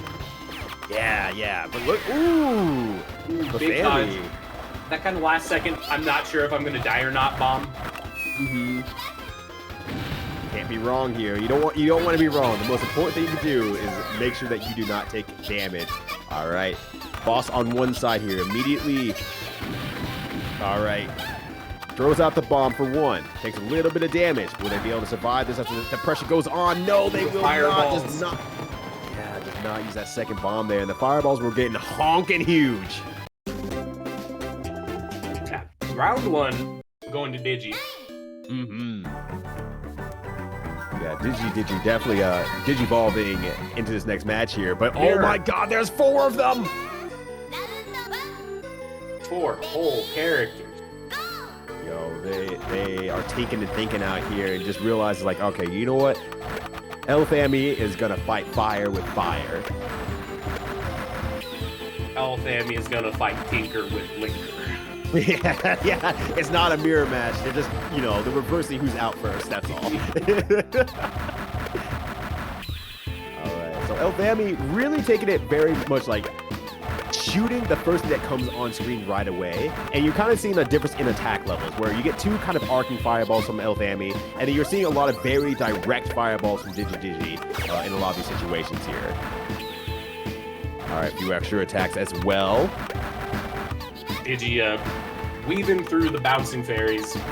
Both of these players seem pretty comfortable with not getting cooked by that extra attack. But you can only dodge for so long. Yeah. This is definitely a kind of game that you really want to just work to wear your opponent down as much as possible. And, you know, kind of the longer you last, the more that is getting thrown their way. But not, you know, even the best players aren't completely intangible in terms of, you know, never getting hit, reacting everything properly. The situation will always kind of fetter itself to be bad one way or the other. And, like, an important thing to consider is, at, like, the highest levels of play, everyone knows the patterns that are showing up on their screen, right? But they also know the patterns that... Whoa, that was a lot at once. They also know the patterns that are showing up on their opponent's screen. So they can, like, choose when to send their stuff to be, like, particularly infuriating to avoid knowing what's about to come up on both sides. Yeah. And that's actually a really, really good point that we have not brought up whatsoever is the fact that looking over to your opponent to see what they're up to and kind of just making a game plan around that is also a completely valid and, you know, a skill that you should actually do to see, okay, what did they get hit by? What did I send over? What did they get hit by? What are they doing kind of in response to that? Are they going to the inside of the screen? Cool, more fireballs. Are they going to the outside of the screen? Okay, then let's do a little bit more extra attacks and keep forcing that movement. You know, just seeing how they respond to stuff and countering in turn. Just like, you know, any other fighting game, right? Yeah. Like, X is a fighting game is a very frequent joke made, but it really... There is an aesthetic for competitive games that are about, like, you know, matchup knowledge, interaction, short sets. There's a lot of things that just feel very fighting game. Yeah, 100%. So, you know, we've been talking about it a lot here, like, you know, the tiers of the characters and stuff like that, and what to do in situations and how you kind of, like, how do you designate, you know, the newer players to some of the more experienced players, and what are you looking out for in terms of those situations? And so I think we've seen a nice swath of everything that you kind of, you know, you want to do and how to grow as a player and whatnot.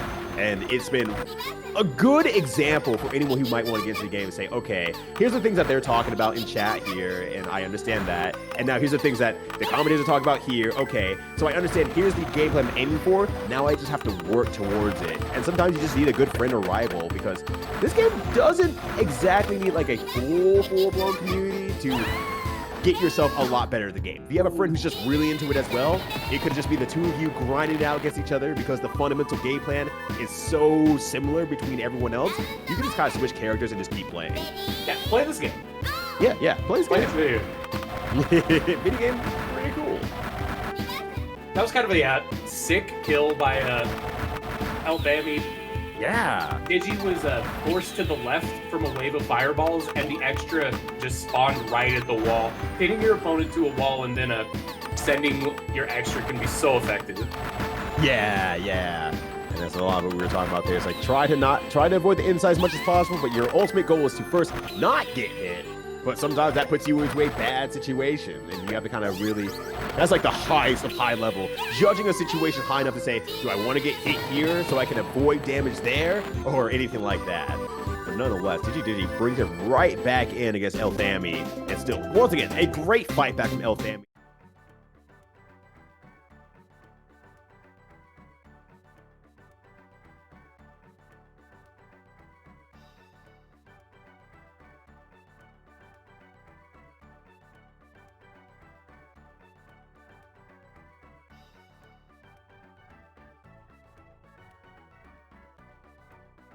It was very coordinated. There were a lot of situations where they got chains that started before the next wave of enemies even spawned. Mm-hmm.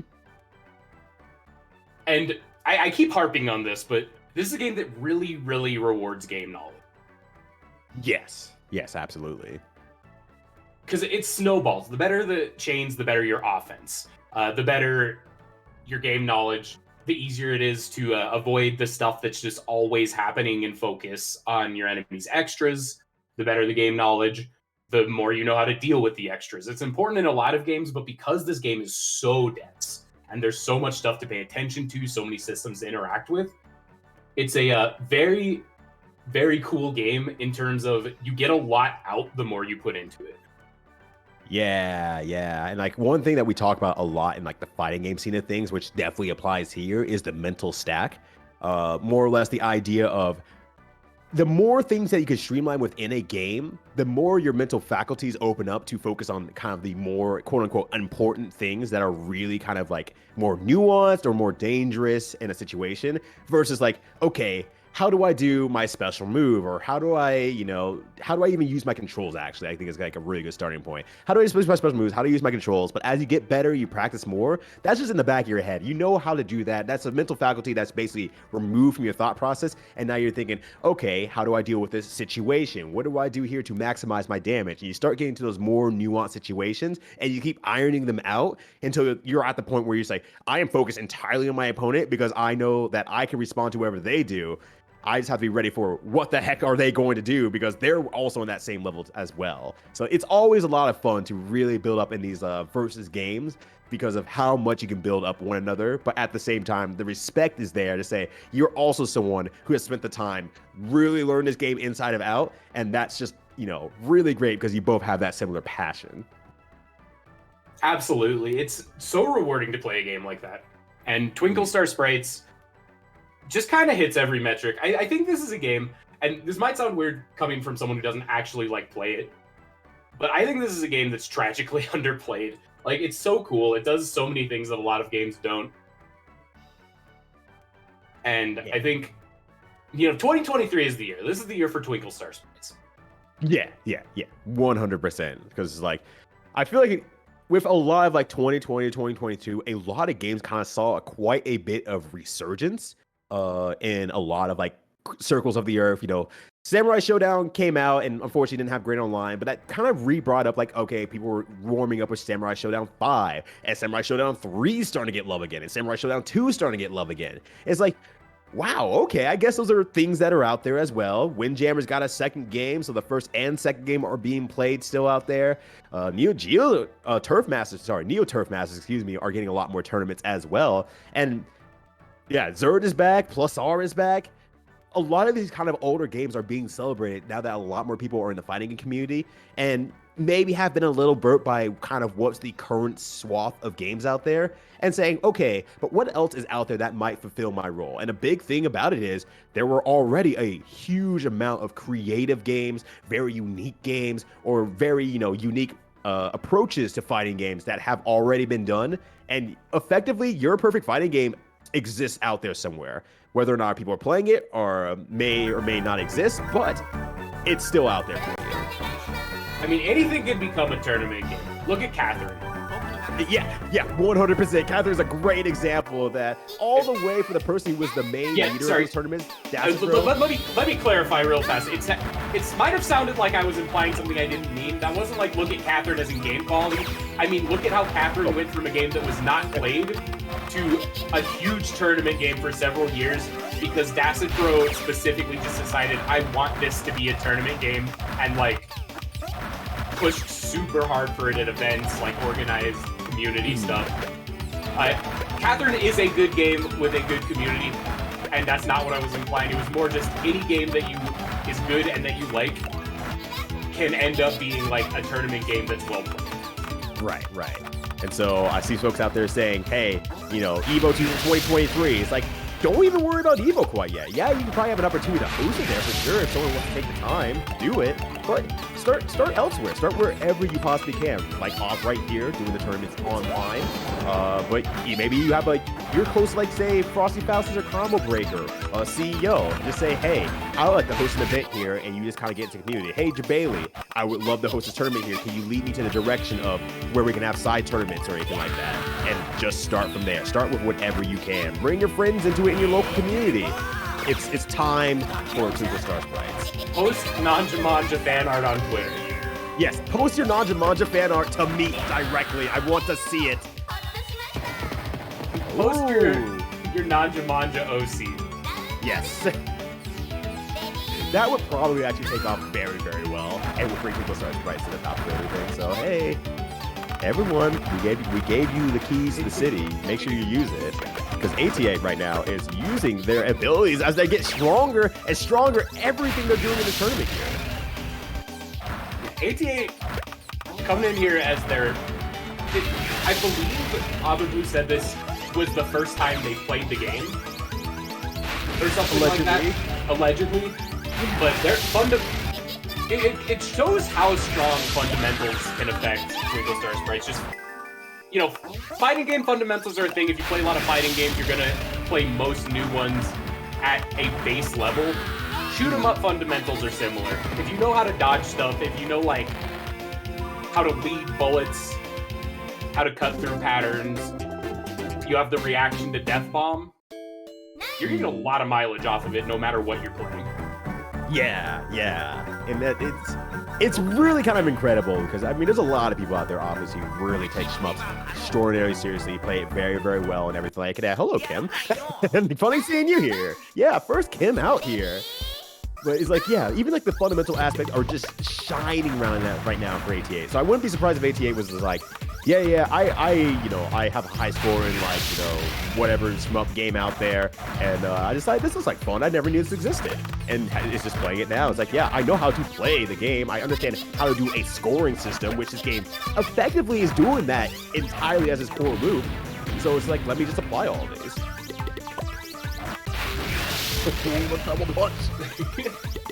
So we haven't seen Kim. A bit of a Kim primer. Kim is fast. Kim's charge attack is kind of cool. It's a big punch, left, right, left, right. It's huge. The extra attack, garbage. It's super bad. It summons a fist that slowly goes downwards and then it randomly explodes in it. You saw it there. It's very slow. The explosion is tiny. It's just hard to catch people off guard with it. So he has really good defensive capabilities, a fast character with a good charge shot, but it's really hard to put on pressure. But otherwise, has a very, very active charge attack with the left, right, punch going on there. So looking like Mike Tyson out here fighting their way to the front. Notably for Kim, Kim's boss is kind of wild. So it's this character that has this nutso charged attack, but can't really participate in the just chain extra attacks until Sadness Infinity meta. But if you can kind of keep yourself alive until the point where you can get a boss, it can do a lot of work. Kim is a somewhat unique character, and it's cool that those sort of play styles can exist in a game like this. Right. They really went to the drawing boards, trying to figure out how can they create very unique characters that play around with each other, but still play around a very specific meta. And you even have other shmup games where it's okay, you have honestly maybe 3, 4 characters, 5 if you're saucy. This one has I think 8 from the get-go, plus some secret characters as well, who are at least viable in tournament settings all the same. So we're looking at a lot of characters that are very generally unique. Outside, a few clone characters and like reimagining characters. I think technically speaking, tournament-wise, there's only one extra character because like 2 of them are banned and one of them is just Load Ran in a trench coat. That's fair. But the one extra character that is playable is like top 3. Yeah. Arguably top 1 or 2. Ooh, okay, so one thing we actually haven't got to talk about quite yet is we saw the orb on 88's side of the board, and so there's 2 ways to open that orb. You can combo enemy explosions into the orb, and which will activate it, or otherwise you use your bomb to activate the orb. And 88 did that at the very end there, realized like, okay, there's no more enemies on board, it's about to leave the stage, I'm just gonna go ahead and bomb instead. Load ran died. Yeah, I'll go Load Ran 0, please. Yeah. I'm trying to watch my weight. Thank you. Can I get a Diet Cherry Vanilla Load Ran? Yeah, it's coming right up, Seth. This is a posh establishment. Yeah, I know. You always are at the best places, mate. You're very classy character.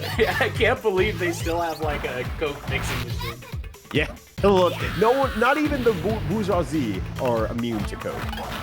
That sounds a lot worse than I intended to, but it also is literally true. They're specifically less, if you really think about it. Yeah. It's like, well, I guess I got some free time. I guess I'll go get some Coke from, the local bodega.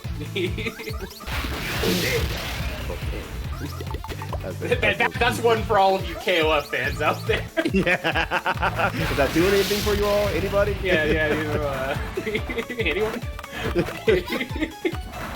Alright, so one big thing versus Bloodfire I noticed from ATA as well is that Bloodfire is doing a great job sending out a lot of extras. And I think now that ATA has seen the extras a few times and knows what to expect, they're sitting more mid-screen and actually dodging the extra attacks very, very well. But on the other hand, that puts you kind of mid-screen and you have a lot harder of a time dodging the fireballs on one end. So good stuff from Bloodfire, all the same. Yeah, 1-to-1. We kind of saw, like, maybe one of the problems with the game plan that Kim is kind of pigeonholed into is 88 died with like 95% meter right before they could get to the boss, which means they weren't like putting the pressure they could have been putting on Bloodfire.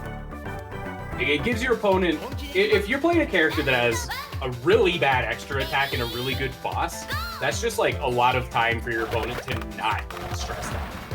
Yeah, and it might be the kind of character that's still really good for ATA, honestly, because ATA has definitely shown that they can hang in terms of a shmup. They can react to stuff, they can position themselves well, and everything like that. So maybe that'll be the high point of saying, maybe Kim will work for them, working for that huge reward at the end, ideally. But ultimately, being able to use charge attacks and get rewarded for it from mid-level is, in itself, huge. It's absolutely huge. One thing that's very cool is that I think 88 has switched characters every round. Yeah, every single time. Just getting a little taste for the game. Just Boss. a little sampler. Large Pac-Man. Large Pac-Man. Launch.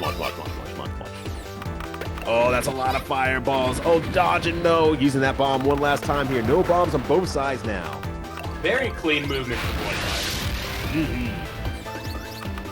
The confidence to dodge the Pac-Mans. Yeah, all while sweeping the scene with a beam. That's going to work out very, very well. Like, Mackey's extra is kind of like a double-edged sword. Because it's there forever, it's holding screen real estate for a really long time. Mm-hmm. But it also gives your opponent a lot of time to, like, figure out where they need to dodge. And with a character like Schmidt, who has very fast move speed, I think that's it's a very comfortable thing when your character is fast and you have additional time to get out of the way. Right. You're using that Chip Xanon versus the Potemkin aspect, where it's like, cool, your move's out, I've seen it, I've moved around it, and I've already counterplayed it all in one go. And, like, not for nothing, but one thing, you talked about the mental stack before, a matchup where you just, things are less stressful for one reason or another, can have a greater than expected effect on what the game looks like.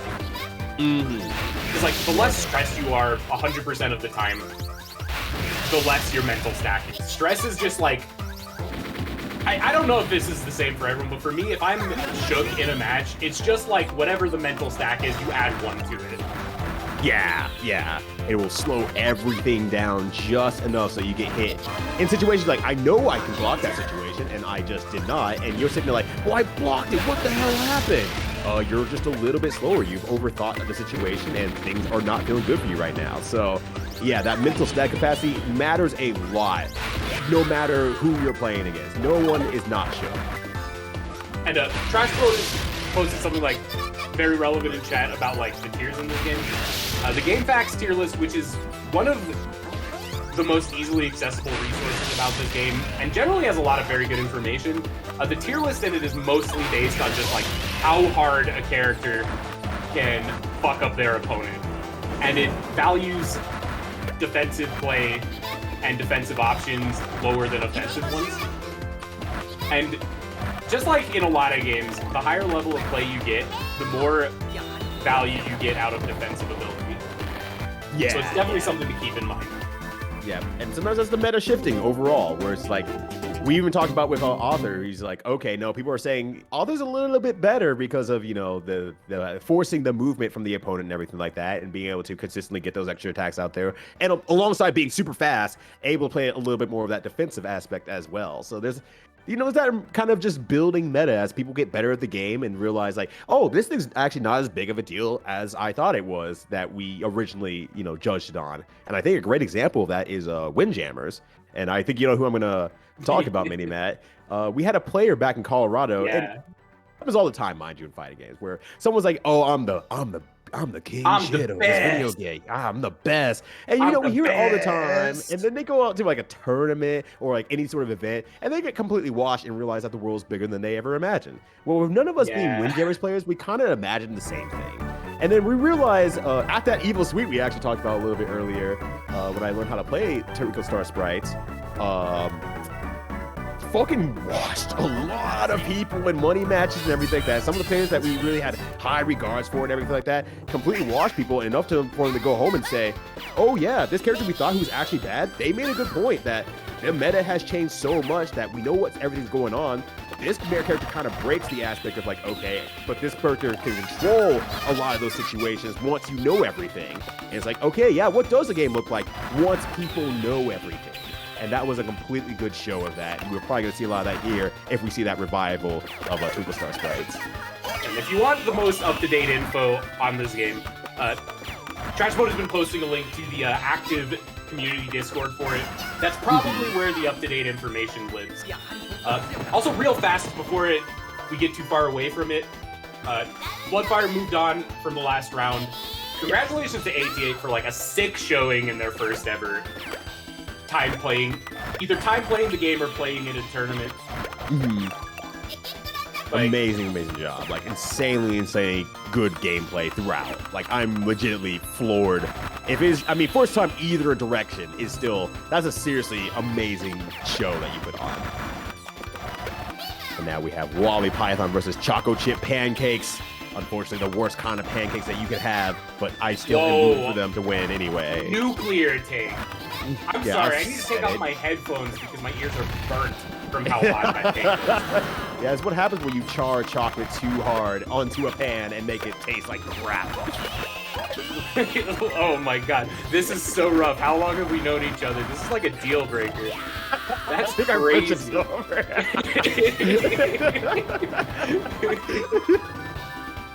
This opinion has caused me chip damage.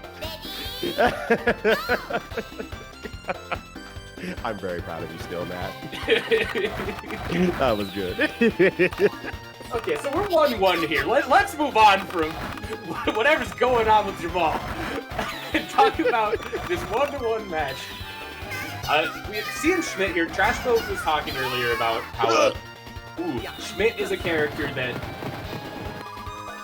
kind of used to be undervalued, and apparently in the modern day, people are recognizing them a bit more. And it makes sense, because like what their strengths are translate to things that, like in theory, feel pretty good to me in Ishmael. They're fast moving.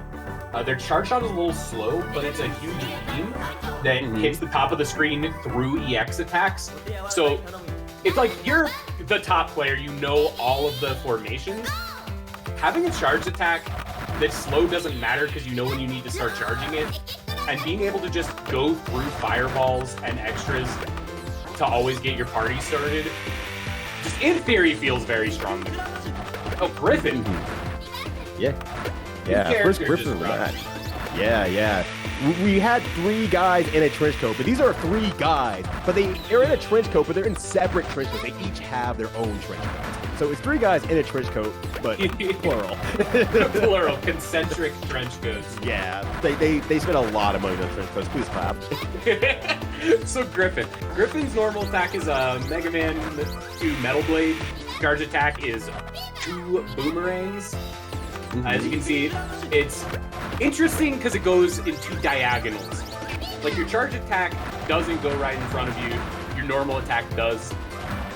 So stuff like that, well, it does hit in front of you, just like right in front, but it goes diagonal the further you get, which can kind of be weird and awkward. It also has a range. Like they eventually come back, you can dodge it to kind of make it go around you. Griffin has like a weird and unique charge attack. Their EX is not amazing. It's just like a straight down projectile, more or less. Kind of the reverse of Griffin, Schmidt, honestly. Yeah, top-down Schmidt, they call him. Yeah, that's what they call that heavily bodied Nolan Griffin. Top-down Schmidt. Your attack ain't Schmidt. Griffin is definitely a character that like I know very little about, besides just some rudimentary stuff about how their attacks work. But ooh, a boss attack coming out. Yeah, they with the boss reversal. That's a mechanic we haven't seen a lot yet, but when your opponent summons a boss and you reversal it, you get rid of theirs and send your own. So it's a very, very strong counter against bosses. And we saw a lot of mileage from it. Chocolate chip pancakes going up to a set point. Yeah, good stuff here. Wally Python actually switched over to the Schmidt action here. Hopefully it's going to work out for them. But Wally Python is still playing very, very strong here. Being thrown a lot of new knowledge from Chocolate Chip Pancakes, despite their disdain for me in chat. Their head's in the game for sure, and they're trying to get Wally Python's head out of the game by throwing, like, okay, now you have to learn a whole new character right on the fly. What are you going to do about this? What are you going to show me off about this? What are you going to show me? All right, Fever Mode begins here on Wally Python's side, so matching Chocolate Chip Pancake side. Boss attack comes out. Located. Large Griffin activate. Oh, they're doing it. All right. That is the goofiest looking Griffin I've ever seen. Ooh, good dodge. That Schmidt move speed was so important there. Yeah. I feel like they were like a pixel away from getting hit. Most other characters, I think, got clipped there. Again, one of the big benefits of just being able to go fast. Yeah, it's so important, that move speed. Like, in any game, to some degree, move speed is always going to be important in like a fighting game setting. It's just always going to be, like, the capability to control your space is always there, and that's super good. And we're seeing that a lot from Wally Python. And while a lot of these have been kind of close in dodging, I'm sure I get to hear Wally Python screaming and laughing in my head, honestly, as a response. I've never seen Wobbly Python not enjoying something. Yeah, same. It's always having a good time, but Wobbly Python kind of cracks too, honestly, as like a player in general. Ooh, case in point. Cracking that Griffin. All 3 of them. All 3 at once. The triple eggheads. Wobbly Python has an opportunity to bring this to game 3. They really appreciate that. That'll be real heckin' nice.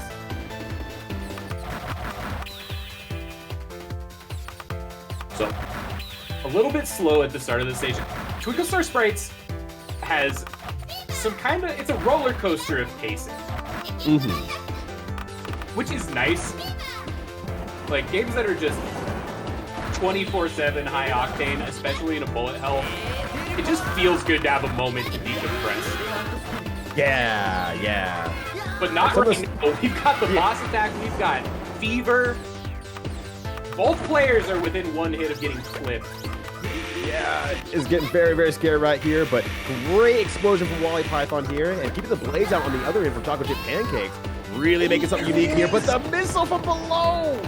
1-1. We are going to game 3.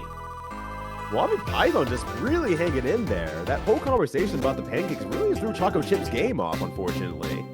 Wobbly Python saying your character ain't Schmidt. Yeah, yeah, that's me. I'm Schmidt. Uh-oh, it's oh, the happening. character is Schmidt. Oh no, the character is Schmidt. It's Marth versus Roy. Dash Brothers Melee. I can't believe it. Marth and Roy from Star Wars. Marth and Roy, the famous magicians from Las Vegas with the tigers. Marth, the month. and Roy, also the month. Roy's also here. Roy has showed up and is using the calendar. All right, so using a lot of fireballs to get them out here. Both of them using pretty good use of the beam. Chocolate Chip Pancakes a little bit more heavy on it, but a lot of Wobbly Python's combos are doing a lot of work. And I think kind of the ironic thing about Wobbly Python is, whether they know it or not, they're playing a hugely defensive and reactive game just by the sheer sake of, like, I'm dodging everything and shooting where I can. And once they start shooting everything explodes. That provides a wall against all the fireballs. And Chocolate Chip Pancakes is left on the other end having to deal with their own attack in return. Yeah, this has been a sick match. Yeah, entirely so. Like, case in point right there. Wobbly Python was waiting so long for that original group that it just sends it right back to Chocolate Chip Pancakes. Ooh. Oh, no! Oh, just looking at the walls of clams, not quite visualizing where the fireball is going to go. But sometimes that's all it takes. Wobbly Python taking the Schmidt mirror and moving on in the bracket.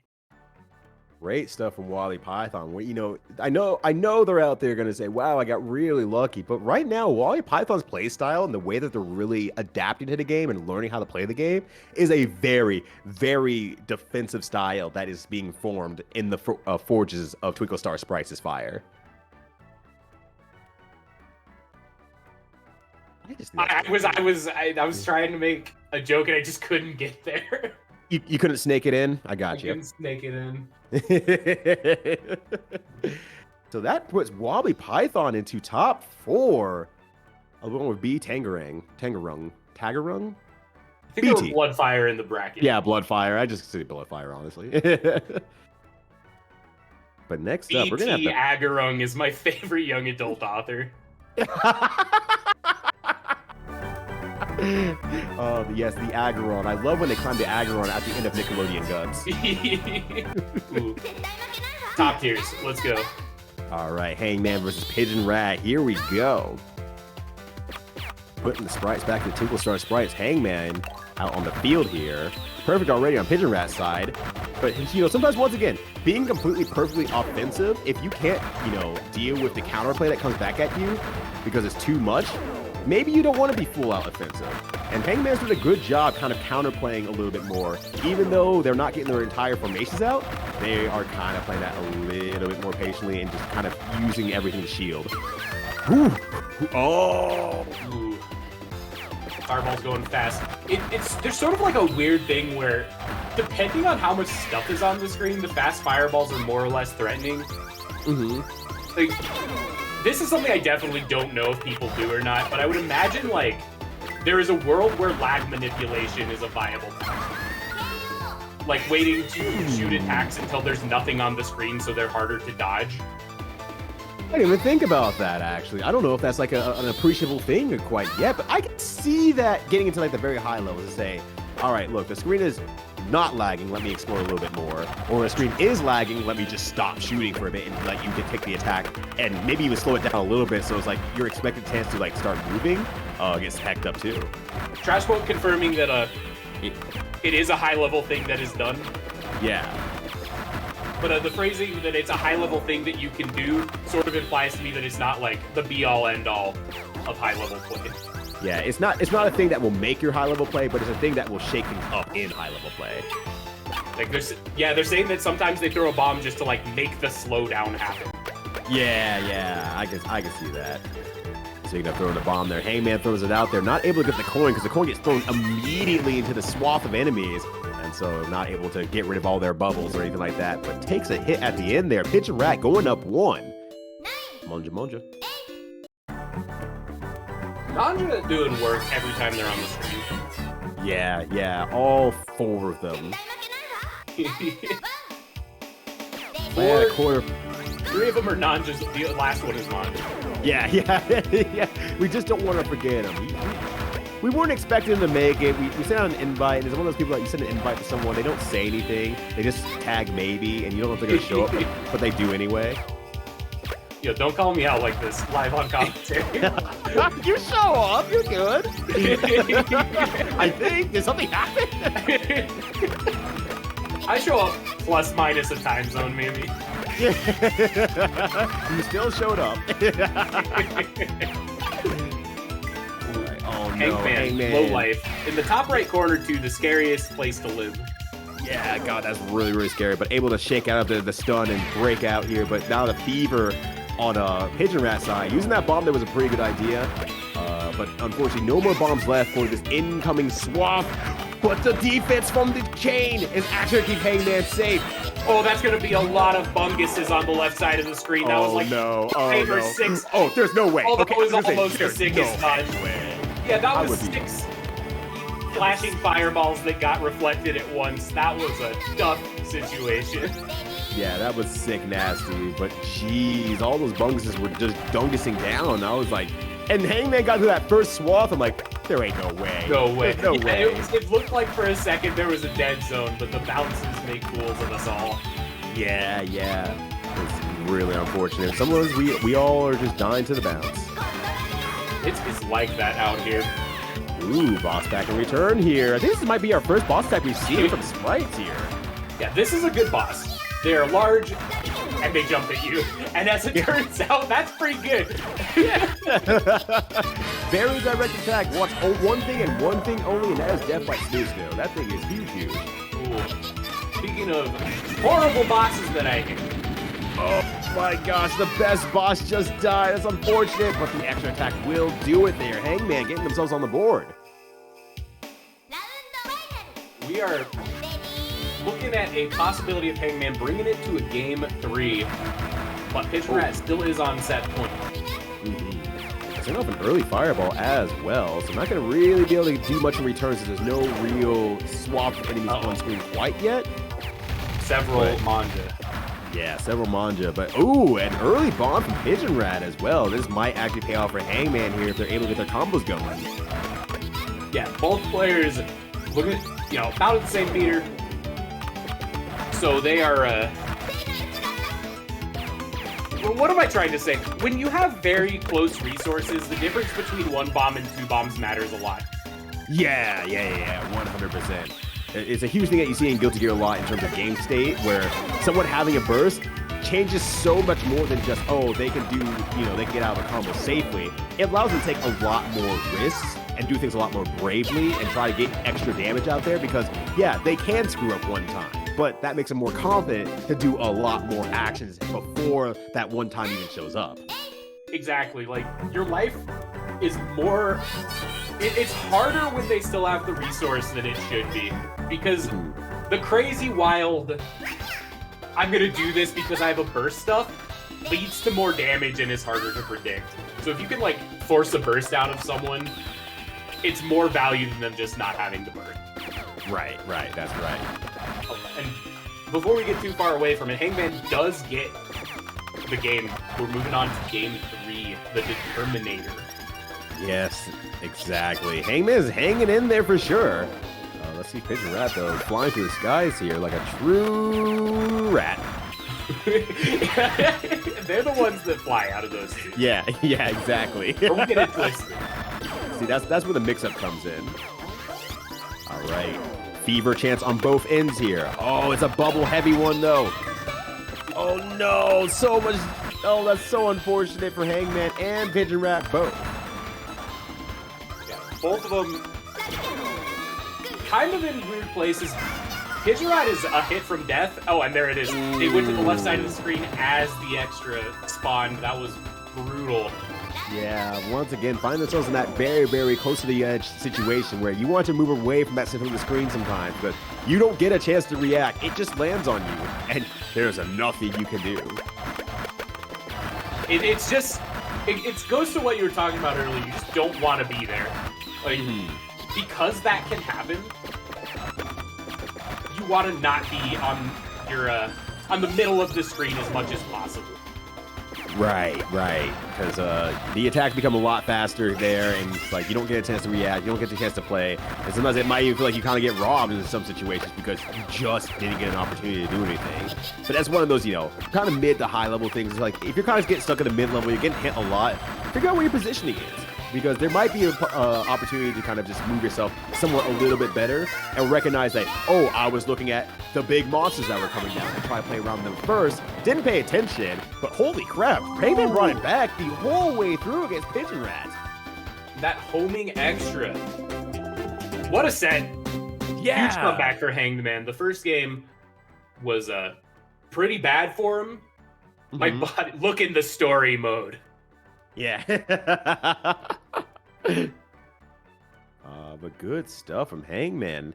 And now we're going to get what should probably feel like a grand finals in most other quote-unquote seeded tournaments or anything like that. This is not a seeded tournament. It's not necessarily a beginner tournament, but it is kind of the first tournament that is being happening on stream here. But we might see a level like this between Void Lily and Digi that feels like a grand finals in any other tournament. So I'm really interested to see what they pull out against one another, or if we get the surge of death multiple times here. Yeah, we're definitely getting to that point in any bracket where you approach the top 4 and all the matches start looking super back and forth, super clean. Ooh, well, Digi fishing out off one off quickly with just a few fireballs in there. Yeah, that was rough. Void Lily got clipped by a normal enemy, which spun him into the fireball. Sometimes rounds just fall apart. Yeah. Every game will always have a round that's just like, sometimes that was just their round. There's no real reason besides, heck, it happens. Yeah, it's why being able to like shake it off and move on to the next round is such a powerful skill.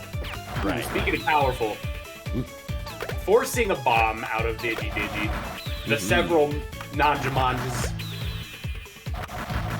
Oh, and Void Lily laying out a little bit for that same pattern that Digi kind of just blew through thanks to the star coin, destroying all the bubbles on that side. Free extra attack. All right, good combo from Void Lily's side, pushing to the air side here. Oh yeah, bombs out. That is such good awareness from Digi, realizing that the fireballs were coming and they were way too close to the wall, and immediately just used the bomb. Very good bombs on reaction. Unfortunately, that put him in a position to have to just deal with the non-Jumanjis. Yeah. Oh, this is so sad for Digi. Trying to get that bomb, but it keeps getting covered up by enemies every time they run towards it. But they're able to get it. Both players are actually one hit from dying right now. This is anybody's round. Yep, all right. One bomb out from Void Lily's side. Has one more bomb left. One apiece here. Now Digi's got that bomb from earlier. Oh, those were fast fireballs, though. Oh, my days. Void Lily bombing to avoid a huge wave of fireballs. Oh! Last second charge. Got bumped from behind. No! And there it is. They get flipped into the unblockable. That's so tough. That was such a round.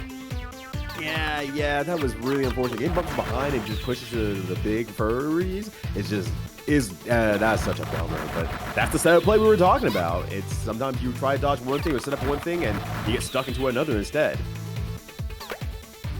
This game is very cool. Yeah. It's like every time I feel like, oh, I've seen everything, it just sometimes gets significantly worse. All right, bombs out this time. Oh no, the fireballs. chain. Getting it a couple times can be devastating.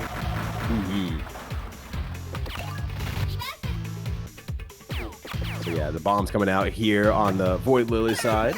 And then unleashes the bubbles here, so that's really, really good. But it put them into 2 heart range with no bombs.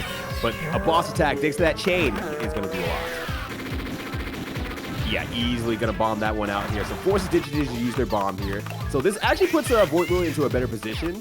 Despite the boss technically not doing anything, that does mean that Digi does not have any bombs anymore. So Void Lily can kind of go a little bit on the offensive and take a little bit of life from Digi.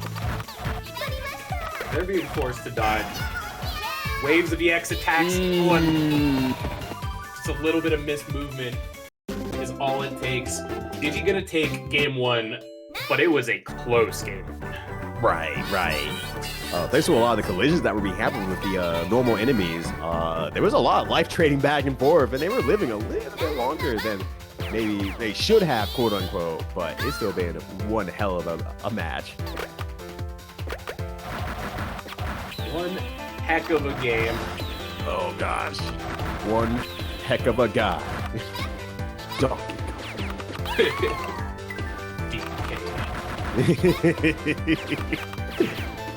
But we got the DD from Digi out here on 2 hearts, but gets the fever going and matches the fever on the other side with Void Lily. Dodging all these fireballs. Oh my gosh, but gets put by 1. Uses the bomb on the other side. Boss attacks right away. But extra attacks going to do it. Right before the boss gets there. The bomb was coming out anyway, but that looked very stressful. Right. Once again, getting rid of the opponent's bombs gives you very, very good situation to go on the offensive. But unfortunately, did not get to live long enough for that even to become an opportunity.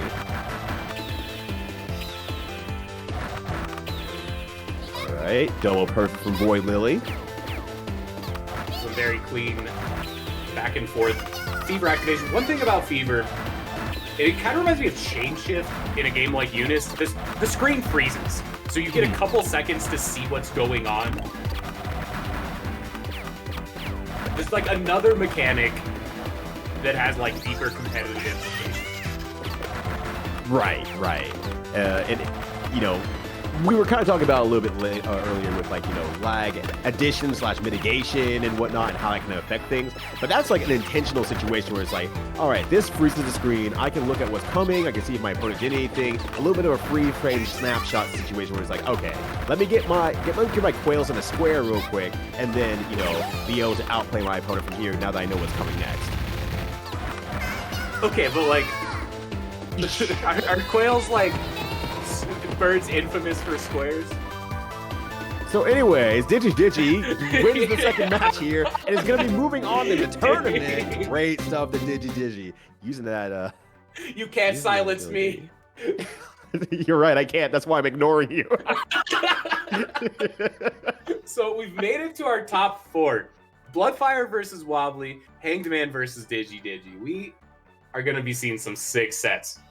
Oh, yeah. And I think kind of the tournament surprise is Wobbly Python right now, because Wobbly Python allegedly did not prepare anything into this tournament. And I was giving so much credit before to Wobbly, saying they probably, spent a lot of time in the past week learning about the game, playing with people, just really excited about it. And it turns out, no, I just got really good at Blender, and then I rolled out of bed and came over here instead, and it turns out I'm top 4 now. I've noticed in a lot of games, Mahjong included, Wobbly Python seems to have a very high skill floor in a lot of the games they play. They're definitely... No, you're right. Yeah, I've seen a lot of players like in Colorado, Burst Burglar is kind of a player like that, where kind of no matter what they play, the floor is mid-level at worst. And Wobbly Python kind of strikes me as that sort of player, having played a few different games across a few different genres with them. So I'm not surprised to see them doing very good in one of their first events. Yeah. That you bring up Mahjong was a really good point, because I do remember one of our first nights of playing Mahjong with Wobbly Python, who was sitting there I don't understand the rules, but I also have taken 20,000 points from all of you anyways. And I was like, what the hell? I'm not gonna lie, but I was a little bit salty. I have been playing this game for the last 2 years thanks to Minimat, and I can't just single hand finish because Wobbly Python's too fast and gets 1 billion points. It's not fair. Dog, welcome to the horror and terror of Ricci Mahjong. I think that's a horror and terror of Wobbly Python, which Bloodfire is going to be having to deal with on the other end here. And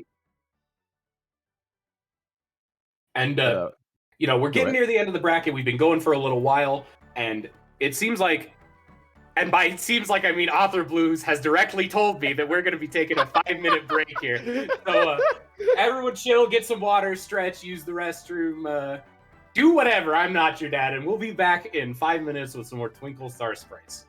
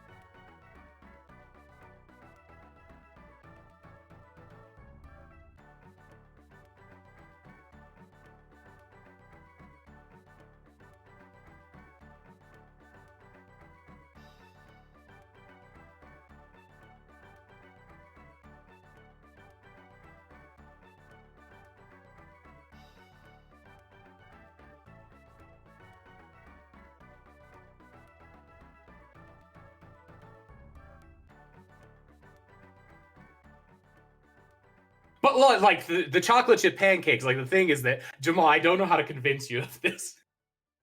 You They're you good. aren't. You aren't. You're completely wrong, Mini Matt. Look, we're gonna go visit an IHOP. And you're We're gonna, like, we're like, oh no, no, no! Back to Twinkle Star Sprites. Oh, how could you do this to us? Oh my God! I'm so embarrassed. Oh no, we're getting canceled. We're getting canceled. top four. You know, top four is 3 out of 5, and so it's 2 out of 3. Yeah. That means That's that the first crazy, person to win 3 matches will move on to the next round of the bracket. So, Bloodfire versus Wobbly, Hangman versus Digi. Sick matches coming up, and we're gonna be getting right into it. Yeah, Very absolutely. soon. Yeah, no, this is gonna be a real good one. Like, The fact that Wally Python's out here saying, you know, I didn't know crack going in, it has been an amazing turnaround. But like you said, Wally Python's floor is real high. But on the other hand, I feel like in terms of just sheer like fundamental strength, just like is a very like if you had a graph of like everyone's strengths, the most well-rounded player so far has been Bloodfire. Just seems to be decent at everything, plays just right, able to send over a decent amount of pressure, and just kind of keeping their cool the whole way through, I think. Yeah, Bloodfire is out here playing the game with a capital P. Yeah. And just, you know, being hyper aware. Generally. Sometimes you just get hit. Sometimes commentators curse happens. Sometimes the commentators say something nice about you and then you get hit immediately. Yeah, exactly. But making a very good use of that level 1 beam to clear out as much as possible. Yeah, but it's super efficient use of the charge attack. But it does mean at the same time that there's not a lot of opportunity to set up combos to counterplay the opponent. So that's why I'm like, they're just stable. They're able to dodge stuff with pretty good confidence, using that movie of Schmidt all the way through, and that seems to be doing it very well. But against Wally Python, that's very dangerous because Wally Python is super happy to just combo everything at the right time with the right amount of patience and just watch everything kind of come through here. Oh, Wobbly almost dodged the hail of upwards robots, but just too many. Yeah, that was absolutely insane here, but a great combo from Wobbly. The pressure is on to Schmidt, or on to Bloodfire. They're always going to be on to Schmidt. But the shore, you can... Boss from the top, enemies from the bottom. Just a little too much to deal with. Wobbly Python going to take round 1. Yeah, no, great stuff from Wally Python there. And I feel like Wally Python is just adapting very well in terms of like really listening to everything that's being said and done and watching other players and just kind of taking mental notes to say, yeah, that is a good idea. And that is what I need to be watching for from this character. And I think, you know, probably has very happy with their character as well, because I think they like a character who just plays against the meta just slightly. And, you know, Schmidt exactly does that with the bottom up extra attacks. And interestingly enough, I think Schmidt kind of has like a little more. Their extra isn't like the best, but because of how the beam functions, it feels like I'm seeing Schmidt's charge attack just like kind of flip the flashing fireballs that send one as reversal pretty frequently.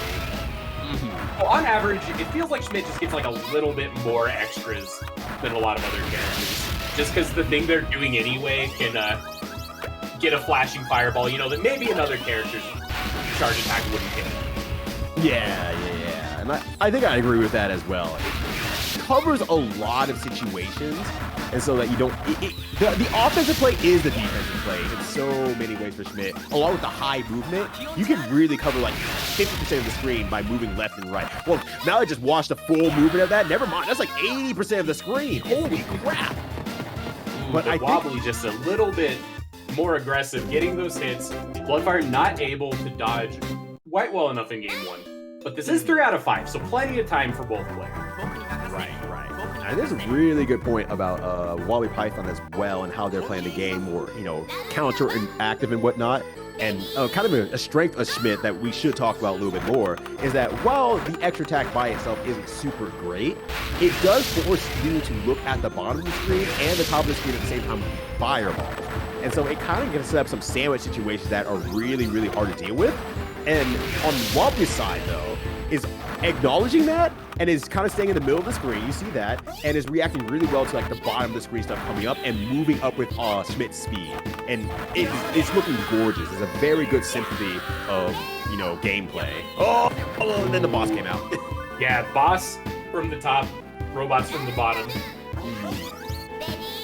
Very similar situation we were talking about. Just replace Fireball with giant honking boss. The okie doke. Yeah, the okie doke. The old Watsy. Give him the old Watsy. Last second death bomb there. And one thing. Oh, go ahead. Oh, no, sorry. Whatever you're saying is probably more interesting than what I was. I was gonna say, we aren't seeing a ton of bombs from either player. I think Wobbly's very confident, and maybe not thinking about it, honestly. Let's be real here, because they are newer to the game, about using bombs. Bombs aren't exactly on the field very often between these two players here. And that's an advantage for, I mean, Wobbly Python overall, because the attacks that they're sending back are super, super strong, and they're confident in their ability to dodge off Schmidt. And Bloodfire seems to be a little bit worse for the wear because they have a lot more to dodge in turn. But does use bombs occasionally. Yeah, but the extra, it does seem like the extra aggression from Wobbly Python has been adding up over the course of the set.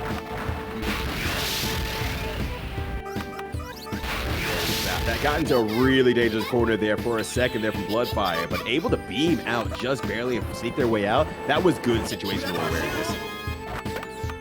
Oh, boss attack is coming in, along with a few extras all at the same time. Oh, sneaks through, takes the damage from the enemy, and maybe invulnerable just enough to get through the extra attack. Nice dodge. That's like one of the big things about Schmidt's boss. Is there's that dead zone in between the beams. However, if stuff is happening to you while you're in between, it can kind of be unblockable. Yeah, you gotta move up and down as much as you possibly can, but setting up something, you know, has to be almost intentional with Schmidt, I feel like. God, if you're stuck in between those beams though, and Schmidt gets an EX that happens to be like right below you, you're done, so. Yeah. You better bomb. You better bomb, kid. I'm coming for you. Right. Bomb does come out there. All right, bombing twice there to see if you're able to get rid of the boss on Wobbly's side. No, not going to be able to. The Shoryuken comes from behind here and now makes it one apiece. Bloodfire getting on the board. I'm just too hot. Me when I'm in Texas in the summer. I'm just too hot. Me when I forget to turn down the temperature of my car's wind.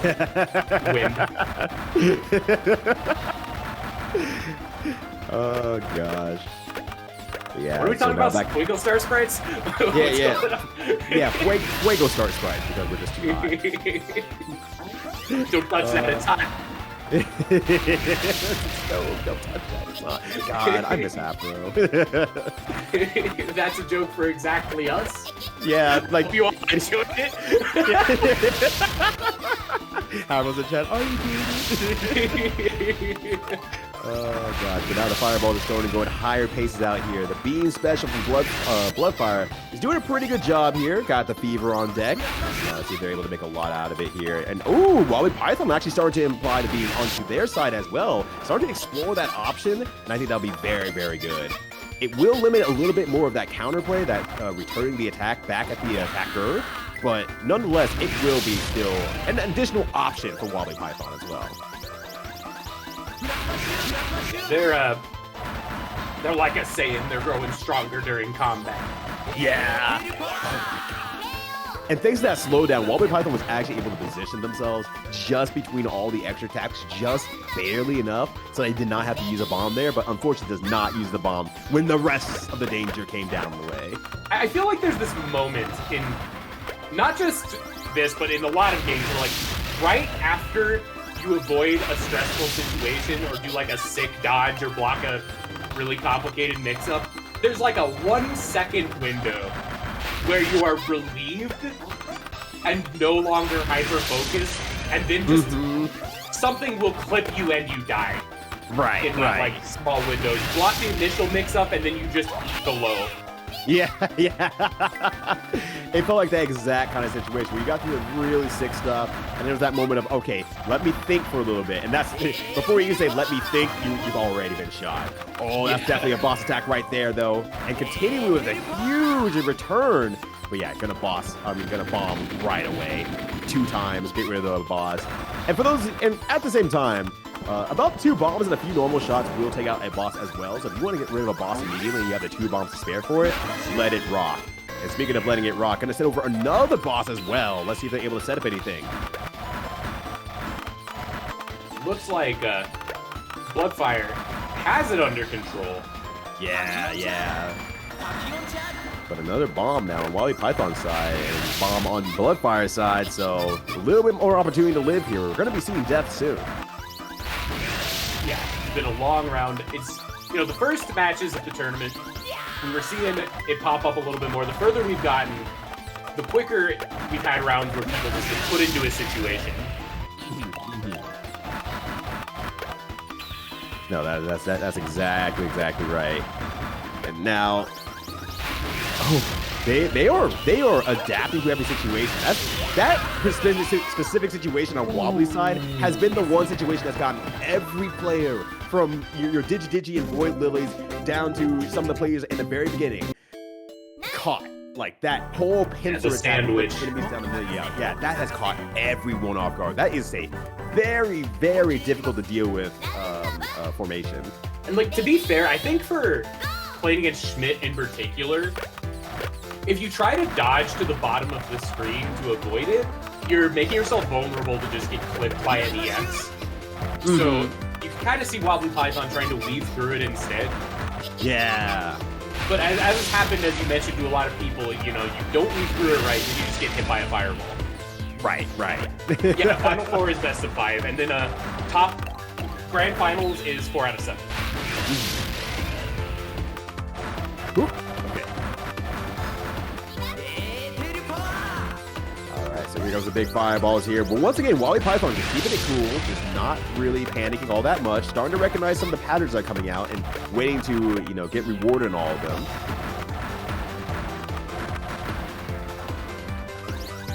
It's fireballs here. kind of in that lull in between the chaos. The pacing of this game.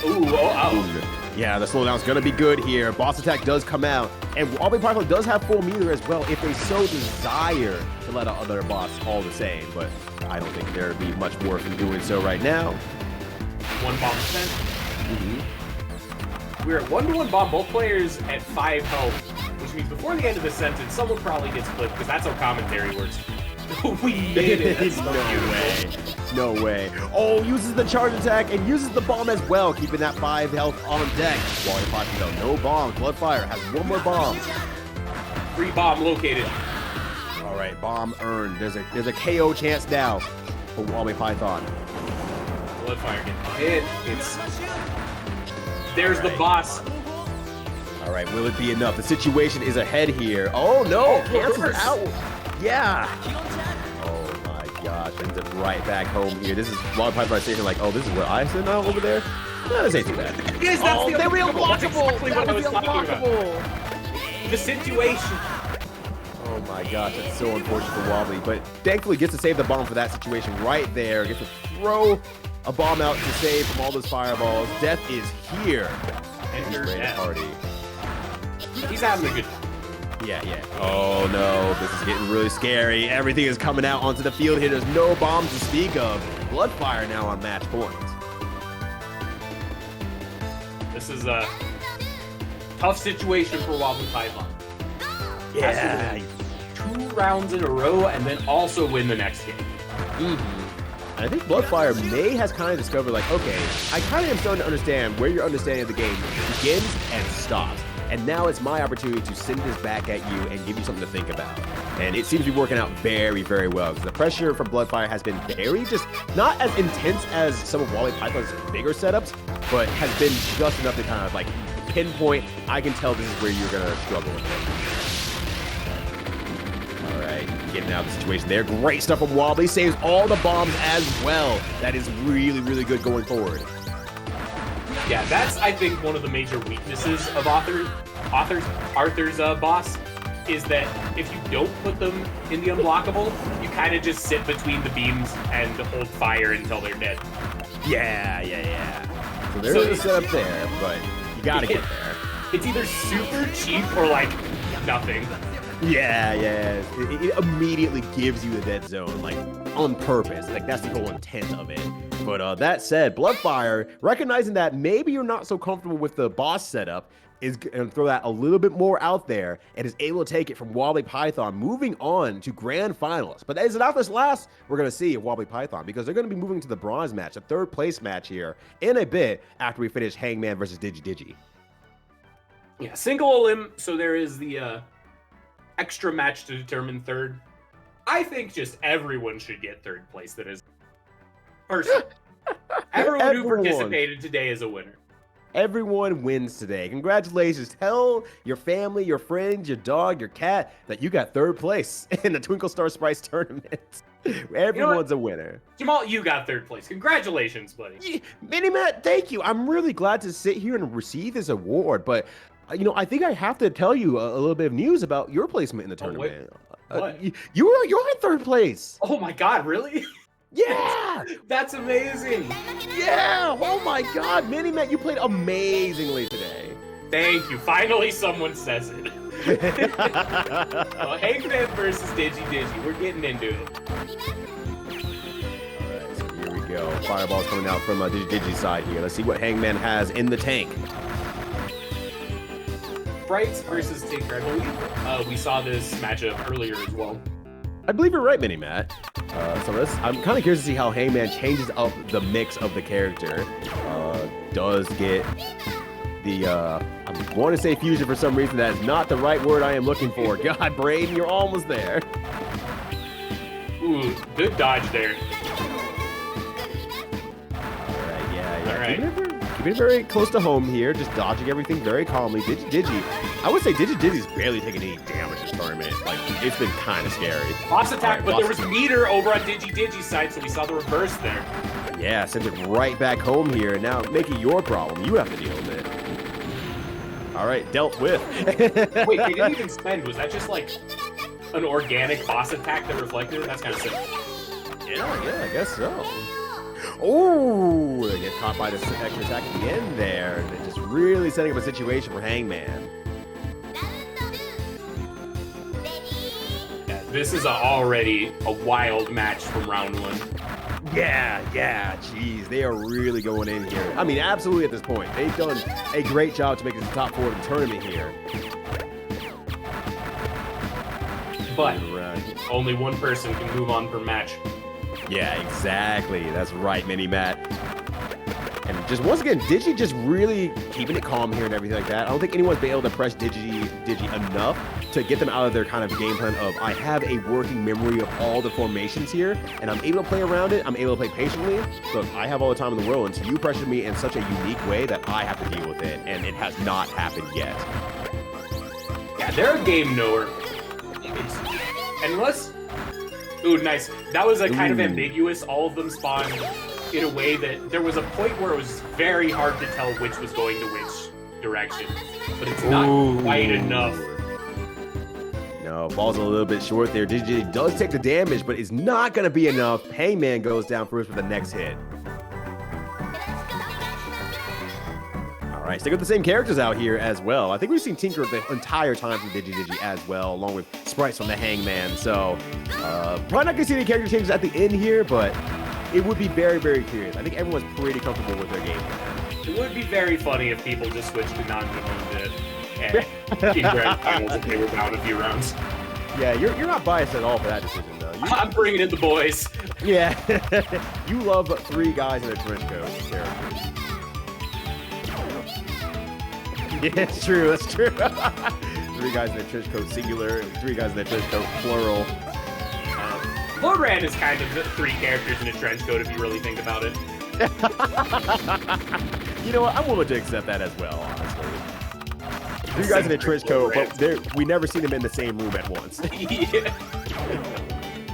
The meta is getting strong here. Just like the meta getting strong here. Oh, right then and there, the extra attack hunts down Hangman. Digi going up another round. You can see Hangman kind of trying to thread the needle there, but just going a bit too far down. And it's hard sometimes because once things get really ramped up and your opponent's really good at staying on the offensive, setting up everything perfectly, even like using that offense to set up like explosions on the fireballs, everything that you're doing is going to come back in full. It's just such a fun game to watch. It really is. And it's a game that you do very, very arcade style. The more you play the game, the more you start recognizing the patterns, you see more stuff, and you're really able to react to it. And as we get later into the tournament, even for some of the newer players to the game, they're doing a great job recognizing, like, okay, I've seen this pattern before, I understand how to deal with it, I saw someone else deal with it, and they're making the most of it entirely the whole way. Oh, what a trap! Both players on death's door here. Bomb from Hangman. Kind of that situation where it's easy to see from commentary that they might have been able to avoid it, but on the field, you're never sure. Yeah, you don't want to mess around when you're on the field. Like everything theoretically and logically makes sense, but that's a trap that a lot of people fall into from the spectator side of things. Sitting there like, well, why did they simply just do this? Because they had a bunch of things on their mind that they were worried about that they absorbed in the field. It's a completely different story when you're just watching and you have no stakes in the game and you can see everything very holistically. It's the fighting game equivalent of, well, I would have blocked that. Yeah. I don't know why they're getting hit by this stuff. It's so obvious. It's so easy to deal with. Yeah, even I can block that. You didn't get thrown 1 round ago in that setup and lost. Yeah. So you're not in the same mindset. The low players thing out very, very strong here, but Digi's just doing a great job of just aligning all their shots, making sure that a lot of combos get sent their way, and ultimately just keeping their cool under any sort of attacks. I think Digi's spending a lot of time actually watching the opponent and kind of letting their mental stack down about like saying, okay, I realize that this formation is coming, just peek at it really quickly, now watch the opponent and what they're doing, and then play around what's coming their way, and then case in point right then and there. Ooh, that was rough. They were bouncing left and right, and the fireballs came at the same time. Digi layering the offense. Yeah, like a nice lasagna. The layers are just in there, and all of them are delicious with Digi, but Hangman, on a diet, does not want to deal with it. Oh my gosh! Saga. Oh no! This is real rough. Just a bad position from the start there. Could not go anywhere when that extra attack started out so strongly. Hunting down. Reflect. Fever has activated. Bomb coming out. Yeah, using it pretty early here. Has one more heart. Gonna use the bomb once more. Ooh, dodges the fireballs. Whether that was intentional or not, those were fast fireballs from the inside. Yeah, great last second dodge. But look at all low to the ground. There was just no escape. Their move speed wasn't enough. They were cooked. And Digi is going to take it 3-0. It was mentioned earlier that Digi was a favorite from the start, and they have not disappointed. Their Twinkle Star Sprites game looking clean. Yeah, doing a real great job out there. Good stuff, the Digi, who will be in grand finals versus Bloodfire. Yeah, we are getting here to the end. Very bittersweet, because we have some of the sickest matches possible coming up, but they are the last ones, unfortunately. I confirming with Oth, who will, if he says no, I will rescind the statement, but I would imagine we're doing the bronze match. Wobbly Python versus Hangman, to see who gets the fictional bronze medal. And this is going to be an actually interesting match. So yeah, I'm kind of interested in this matchup because between Hangman and Wobbly Python, I feel like that they're kind of at like a very similar level of like, you know, not being like very expert in the game or any sort like that. They're not, you know, super used to like the gameplay or like the functionality of the enemies or necessarily like that. So I feel like they're kind of at an equal level of how they play the game. And I'm wondering what will show of that, because I feel like Hangman doesn't end up as aggressively offensive compared to some of the other players we've seen. But Wobbly Python's been living so hard off of the player being really offensive and them exploding their fireballs right back at them, that if that's not coming Wobbly Python's way, can Wobbly Python mount an offense strong enough to get the Hangman? Yeah, it's kind of what you're saying. These are both very strong players, and it seems like their losses kind of came down to having less information, like being less familiar with optimization and just either being caught by stuff or losing to attrition long term. But they're both very strong players, and I am also interested to see how this particular matchup is going to go. Yeah, 100% for sure. A nice perfect from Wobbly Python's side, but does catch Hangman sleeping just a little bit there. And now Wobbly Python actually using Mackie instead of Schmidt. Mackie located. Maybe they just wanted the Arthur mirror.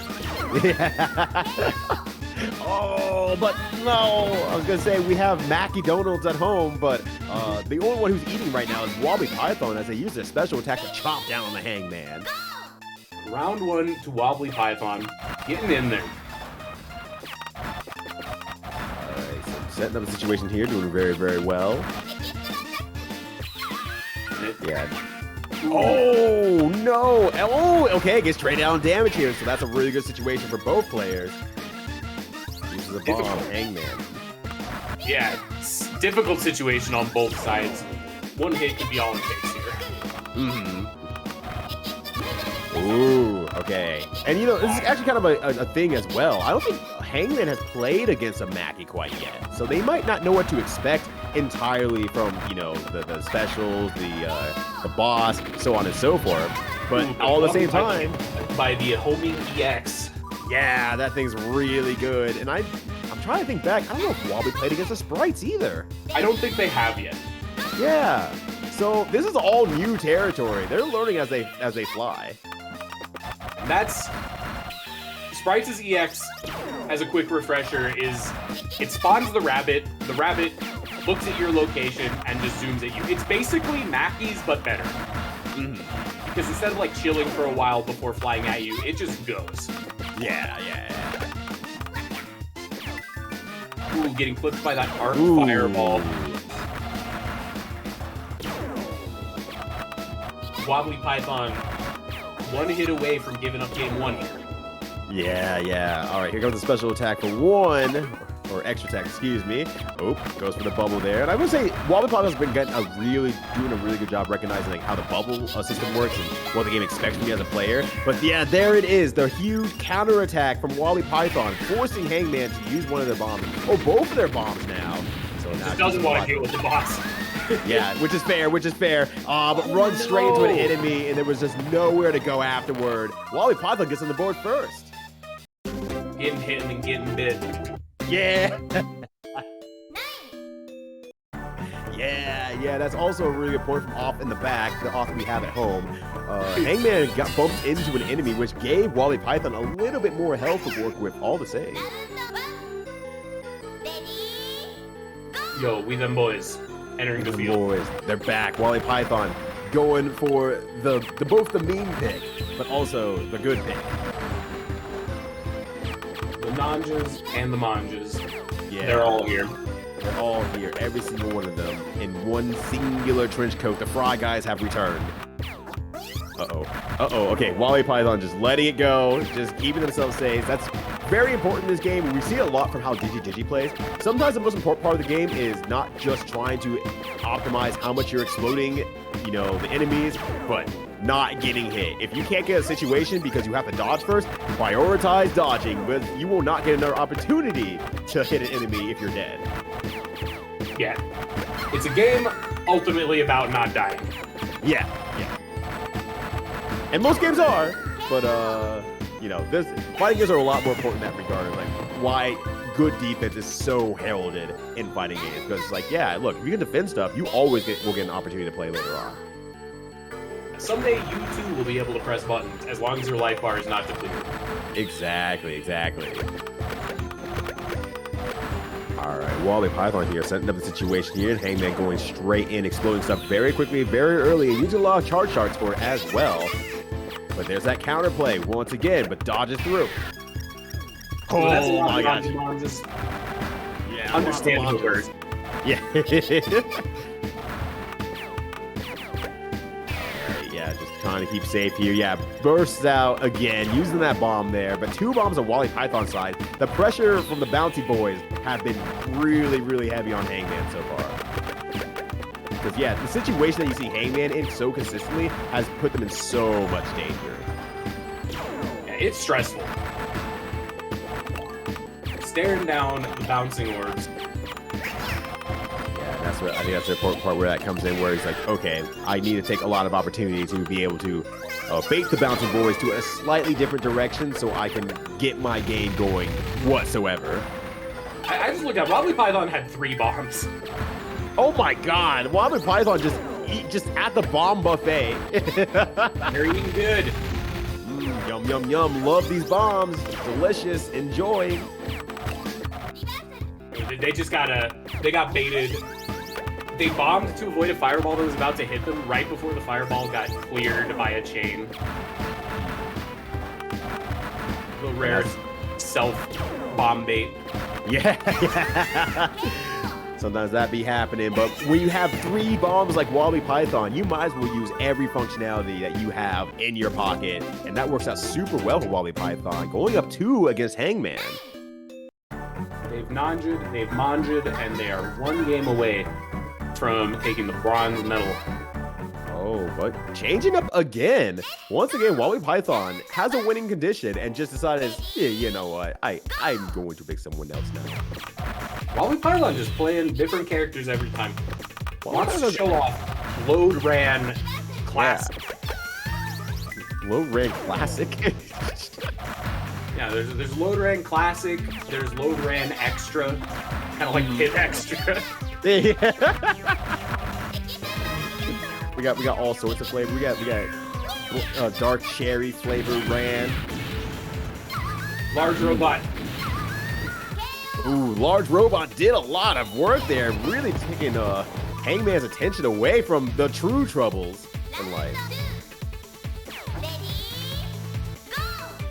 Right, so that was Wobbly Python a match point here for 3rd place.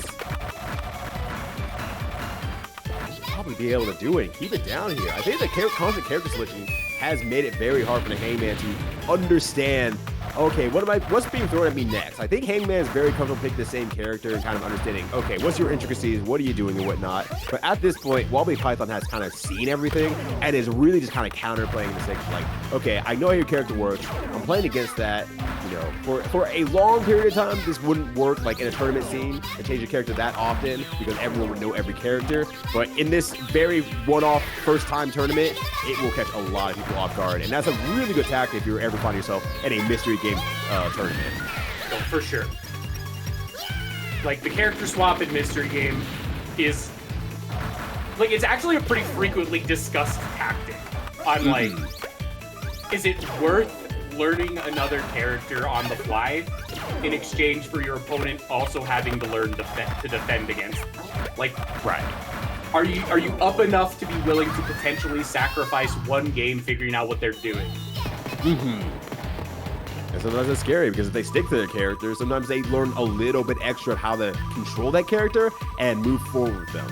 Unfortunately, that is not the fate of Hangman today here, as Wobbly Python takes a 3-0 against Hangman and walking out with 3rd place. The alternate timeline 3rd place match has gone to Wobbly Python. They may exit the void. Yeah, Wobbly parallel universe.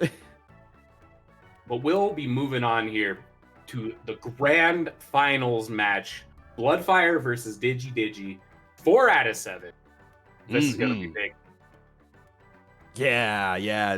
We are going. So whoever wins the 4 matches will be the grand champion of the Author Blue Cups Twinkle Star Sprites tournament. And whoever doesn't will be the Author Blueser. Yeah. Oh no! Just kidding. Oh, they no. got 2nd place in this whole event. Yeah. Unless you want to be called the Author Blueser, then in which case, go for it. I'm sure no one will stop you. I'm sure no one will have any problems if you give a sub to Author Blueser as a joke. I asked, can I come comment this again? And Author Blue says, sorry, you Author Blue it. You thought you were rewriting history, but I'm the author here. All right, here we go. Are we going to see in the grand finals of the tournament Author versus Tunker and Lunker? That's kind of hype. No Manjas in sight. No Sierra Mist. We got Wit and Kinker rounding off the tournament. Yeah, versus Scrimblo Blimbo Author out here, making it work.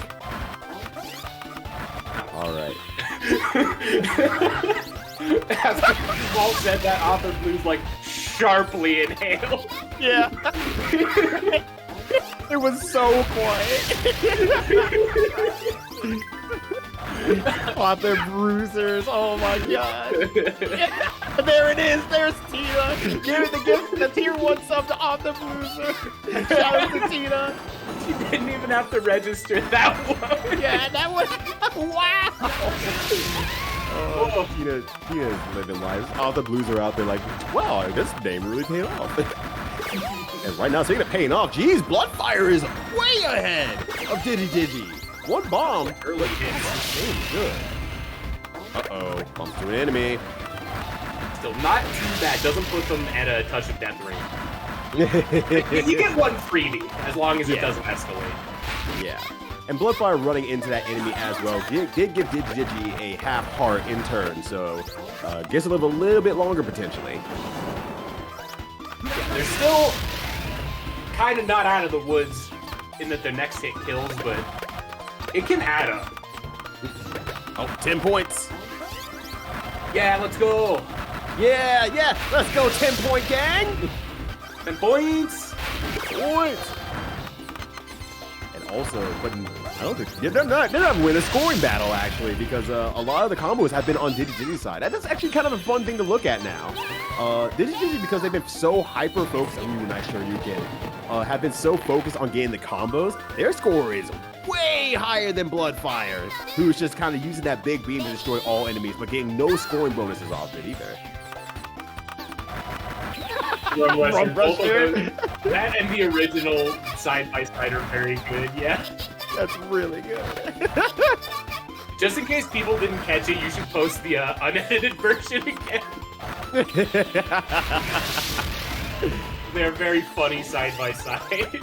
It's so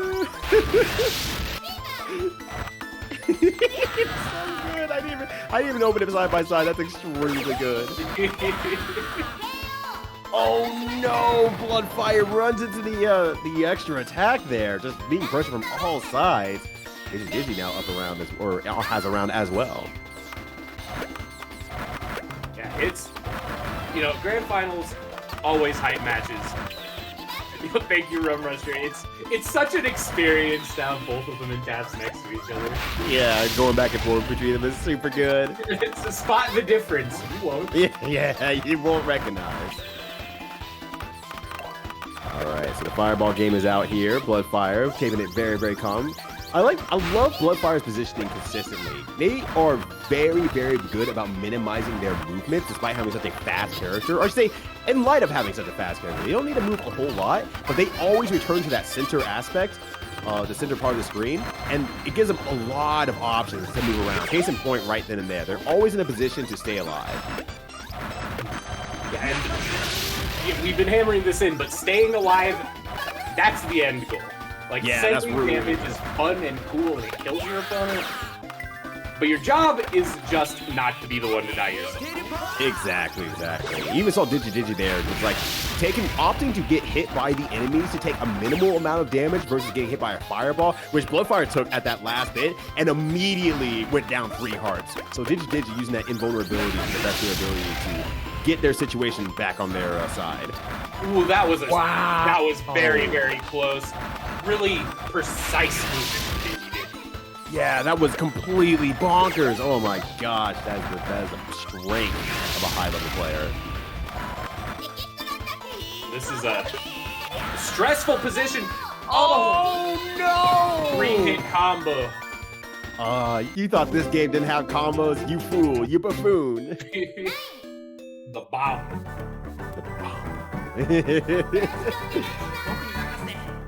This is, again, 4 out of 7, so we're only just getting started here for Grand. Yeah, there's a lot of potential matches in the deck right here. Digi making a good comeback against Bloodfire, who took a very early lead, but maybe has figured out a little bit of the stuff that they are not so strong at and changing their gameplay style just a little bit. Yeah, we'll see what the adaptations are over the course of this set. That's one of the coolest things about like a longer set, is players have time to adapt and figure out what's working and what isn't. And while we would love every tournament to have this sort of level of like, okay, you can adapt and really warm up and get yourself going, time constricts don't allow for that. So having like grand finals, like, the end of the tournaments have a lot more of that to see who's truly the consistent person who's playing the best that day is really, really cool. Yeah, it might be like a little into the weeds, but there's something to be said about how like consistency over a long set is something that's not necessarily a skill set you build in a game until you get good enough to get to the higher ends of a bracket.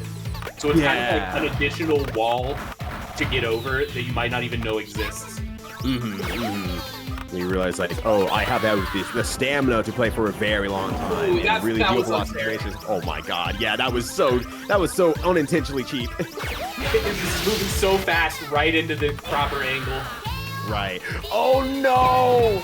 I feel like the screen started lagging just a little bit from Digi's side, and then Bloodfire thought they had a little bit more time to dodge, and by the time they, they dodged, quote unquote, and started moving again, the screen stopped slowing down and sped right up into them.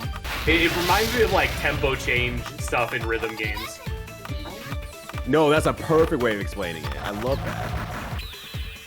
Like it's not that necessarily either of them is hard on its own, but the transition point between the two is definitely like a death zone.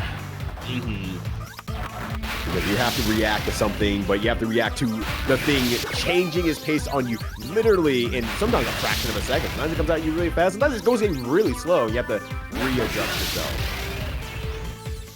Ooh, and goes to 100 points. What a dodge! Oh, God. Yeah, holy crap. Digi's doing a great job there. Bloodfire taking the opportunity to just get popped by the enemy just a little bit. I believe Digi had full health anyway, so not a terrible option to take in that situation. Yeah, both of their plays looking so good. Digi is ahead right now, but neither of these players have been slouching at all.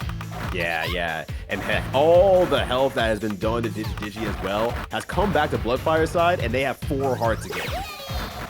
Very, very important to get past that break point.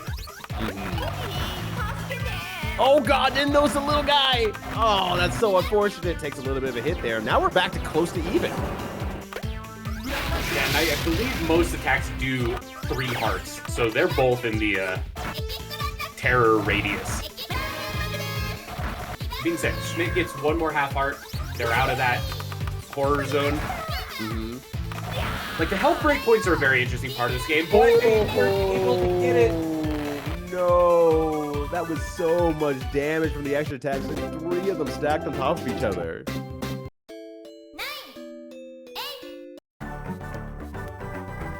Good stuff nonetheless here. That 3 heart breakpoint is so big.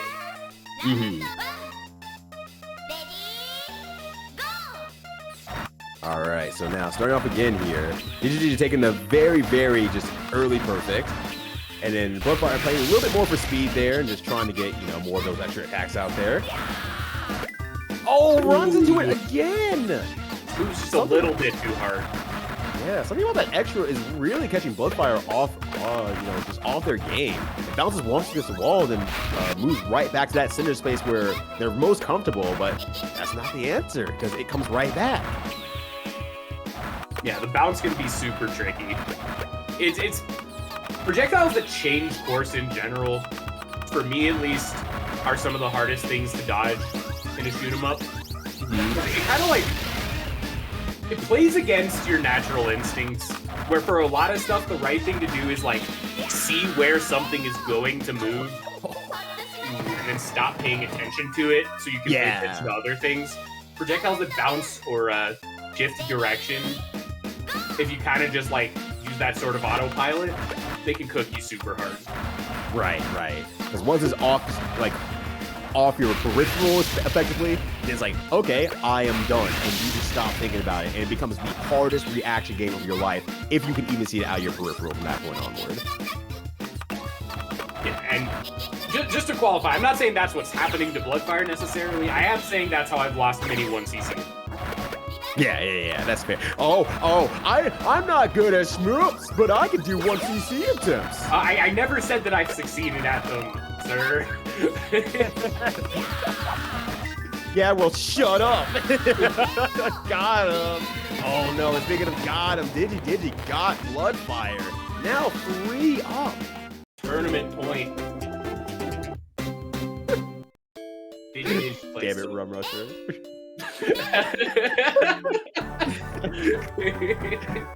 The lore deepens. All right, Digi just tearing through Bloodfire right now. Bloodfire taking a little bit of a moment, which is always good to do in a tournament setting. If you have the opportunity, take a moment to breathe, kind of recognize what's going on. Is there anything I need to change amongst anything, and keep going from there. See, Tina understands. Tina knows the mood. You both deserve a bonk on the head with a comedic sized soft hammer. Yeah, I like doing it. I didn't say I was gonna win. You fair. Like you were saying, this is a tough situation for Bloodfire. It is doable. I have seen reverse 6-0s in fighting games, but it takes a lot to get there. Yeah, you really gotta work. Oh, but that's a great situation to start off there. Digi caught off guard there, not getting the bomb out in time. So one more hit could potentially do it here, and Bloodfire has been a little bit more aggressive at these times. Ooh, great stuff from Bloodfire. Good schmoovin'. Good schmuffin'. Has Digi played anyone but Tankle and Lankle this entire turn? No, I think Linkle's been there the entire time, honestly. That's pretty rad. Yeah. Oh no, but Bloodfire on their last half part here. Anything will do it besides a collision with the enemy. Some very deliberate. Like, it's so interesting to watch how people clear stuff at like the higher levels of play. Like right there, Digi just like shot the first enemy of a wave, and then just didn't shoot for 5 seconds, and then shot another enemy twice to clear the whole thing with a perfect. It's like those sort of optimizations are just so clearly practiced. Yeah. Once again, I feel like Digi has the most encyclopedic knowledge that we've seen in this tournament on how to handle stuff in this game, and there's a clear pride in that, I think, in terms of gameplay, because Digi is willing to not shoot for so long to get the combo as best as he can, and if they can't get it, they let it go. They say, I need to dodge first, I'm letting it go. So case in point here, just big chilling, enjoying, gets the combo, moves her out. And just this whole flow has been working really, really well. And I think the only times that really catches Digi off fire is how Bloodfire, or Digi on... Well, never mind. It's over. You know what? It's over. Dominating performance from Digi this bracket. Yeah. Author Blues was saying like that they in practice games were absolutely cooking, and we saw it here today. Congratulations, Digi, for taking what is this? The Author Blup? The Author Blups. The Twinkle Star Sprites Winter 2022/2023 single elimination tournament champion, Digi. Congratulations! That was a ton of fun. Congratulations to Bloodfire for taking second. Sick performance from both players. I'm and unmuted Python now. for stealing all the cups. I'm joining you now. Yo, what's up, Author Blues? What is going on? Tell the people how you feel. That was a ton of fun. The tournament was proposed by people other than me. I think Void Lily threw out the idea of doing a tournament this time around, and I think it went really well. I think a lot of people who hadn't played the game really showed up and played really, really well, and I look forward to doing more of these in the future. Maybe more than just Twinkle Star Sprites. Ooh, the True Author Cup coming out here. Oh yeah. Exciting stuff. Next time you won't know what to do with me. Yeah, but I think we know exactly what we need to do. Make more Author Blues based jokes and puns. Yeah, well, we have the stream hostage. It's your problem now, Author Blues. Yeah, no kidding. I can't believe I handed over the reins. This was super fun, and I want to one more time thank Ryu and Matt for joining here on comms. This was a silly little community tournament, but they made it special by talking over it for 3 hours, so. Thanks for having us. Yeah. Yeah, how dare you offer a fun time to us? Oh my gosh. Well, hopefully next time more people will sign up and see that you don't have to have played 100 hours of this game to be able to just participate. Like you were saying earlier in the tournament, I think one of the things that really makes this game shine is that there's really no floor for it. I feel like with fighting games very often, it can be very daunting to even just step in day one because, like, where do you start from? And here, you're just playing a shmup at the lowest level. At the very lowest level, it's just move to avoid things and you can go pretty far. And I'm very impressed by how everyone played, honestly. Yeah, it was Played and learned. Yeah, so one more time, congratulations to our tournament winners. Digi taking first, Bloodfire Tagrung taking second, and Wobbly Python taking third, with Hanged Man taking fourth out of that bronze match. That was super fun.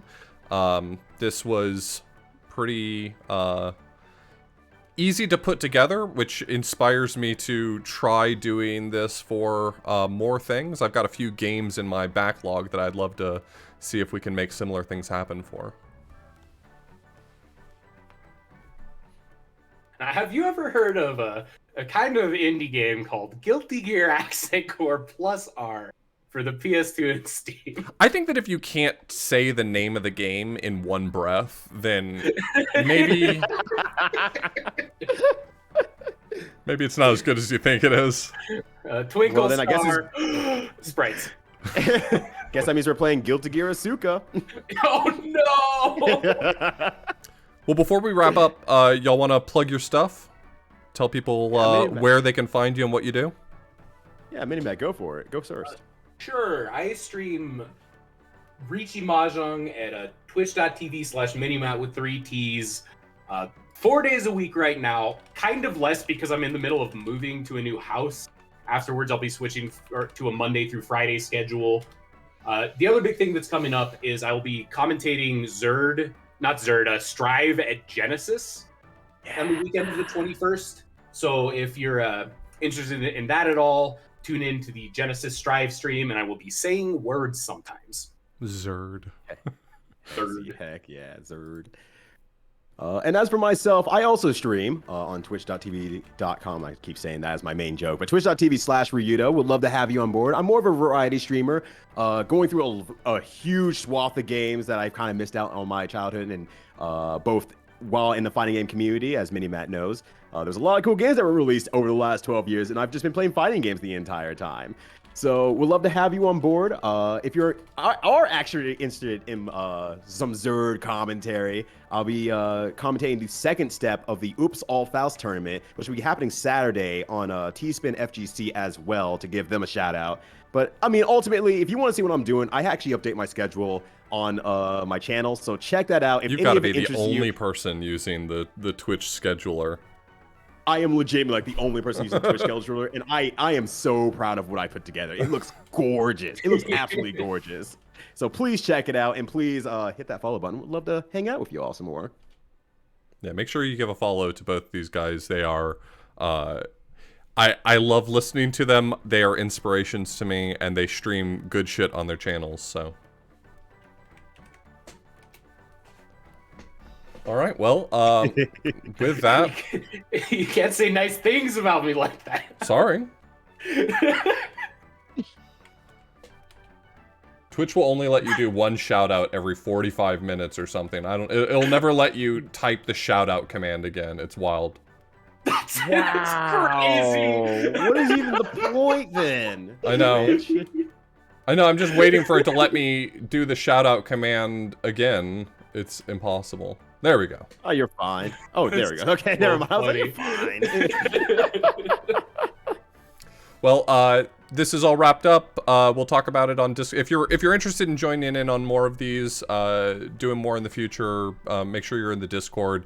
The Play Together forum channels often have channels popping up for every sort of different game someone's looking for friends to play, and if there's enough people who are interested in it, I can throw together tournaments of all sorts of things. So definitely drop by the Discord if you're interested in more of these sorts of things. So, well, that's all I've got. Heck yeah. Thank the both of you. Thank you. You're plenty welcome. Next time, let us know. Happy to help out. All right. Definitely. Well, I'm gonna cut. Take it easy, everyone. Let me see where we're gonna send everyone first really quickly. Who's on at the moment? I'm the only pit crew person on. That's bold of them to have given me so much license. Wow, yeah, actually, what the heck? Powerful. Powerful. I wasn't ready for this. God, Infinite Mystery is still streaming. He got the GDQ raid last night with like 12,000 viewers and has just been streaming straight through it. I don't blame him. I would also stream for 24 hours to give him that dance. Absolutely. Oh, true. It is Zillow hour. Oh, is Giop on right now? Yeah, Giop's on. Okay. Yeah, let's do that. Yeah. I was gonna go over there anyway, so. Let's raid over Mr. Giop.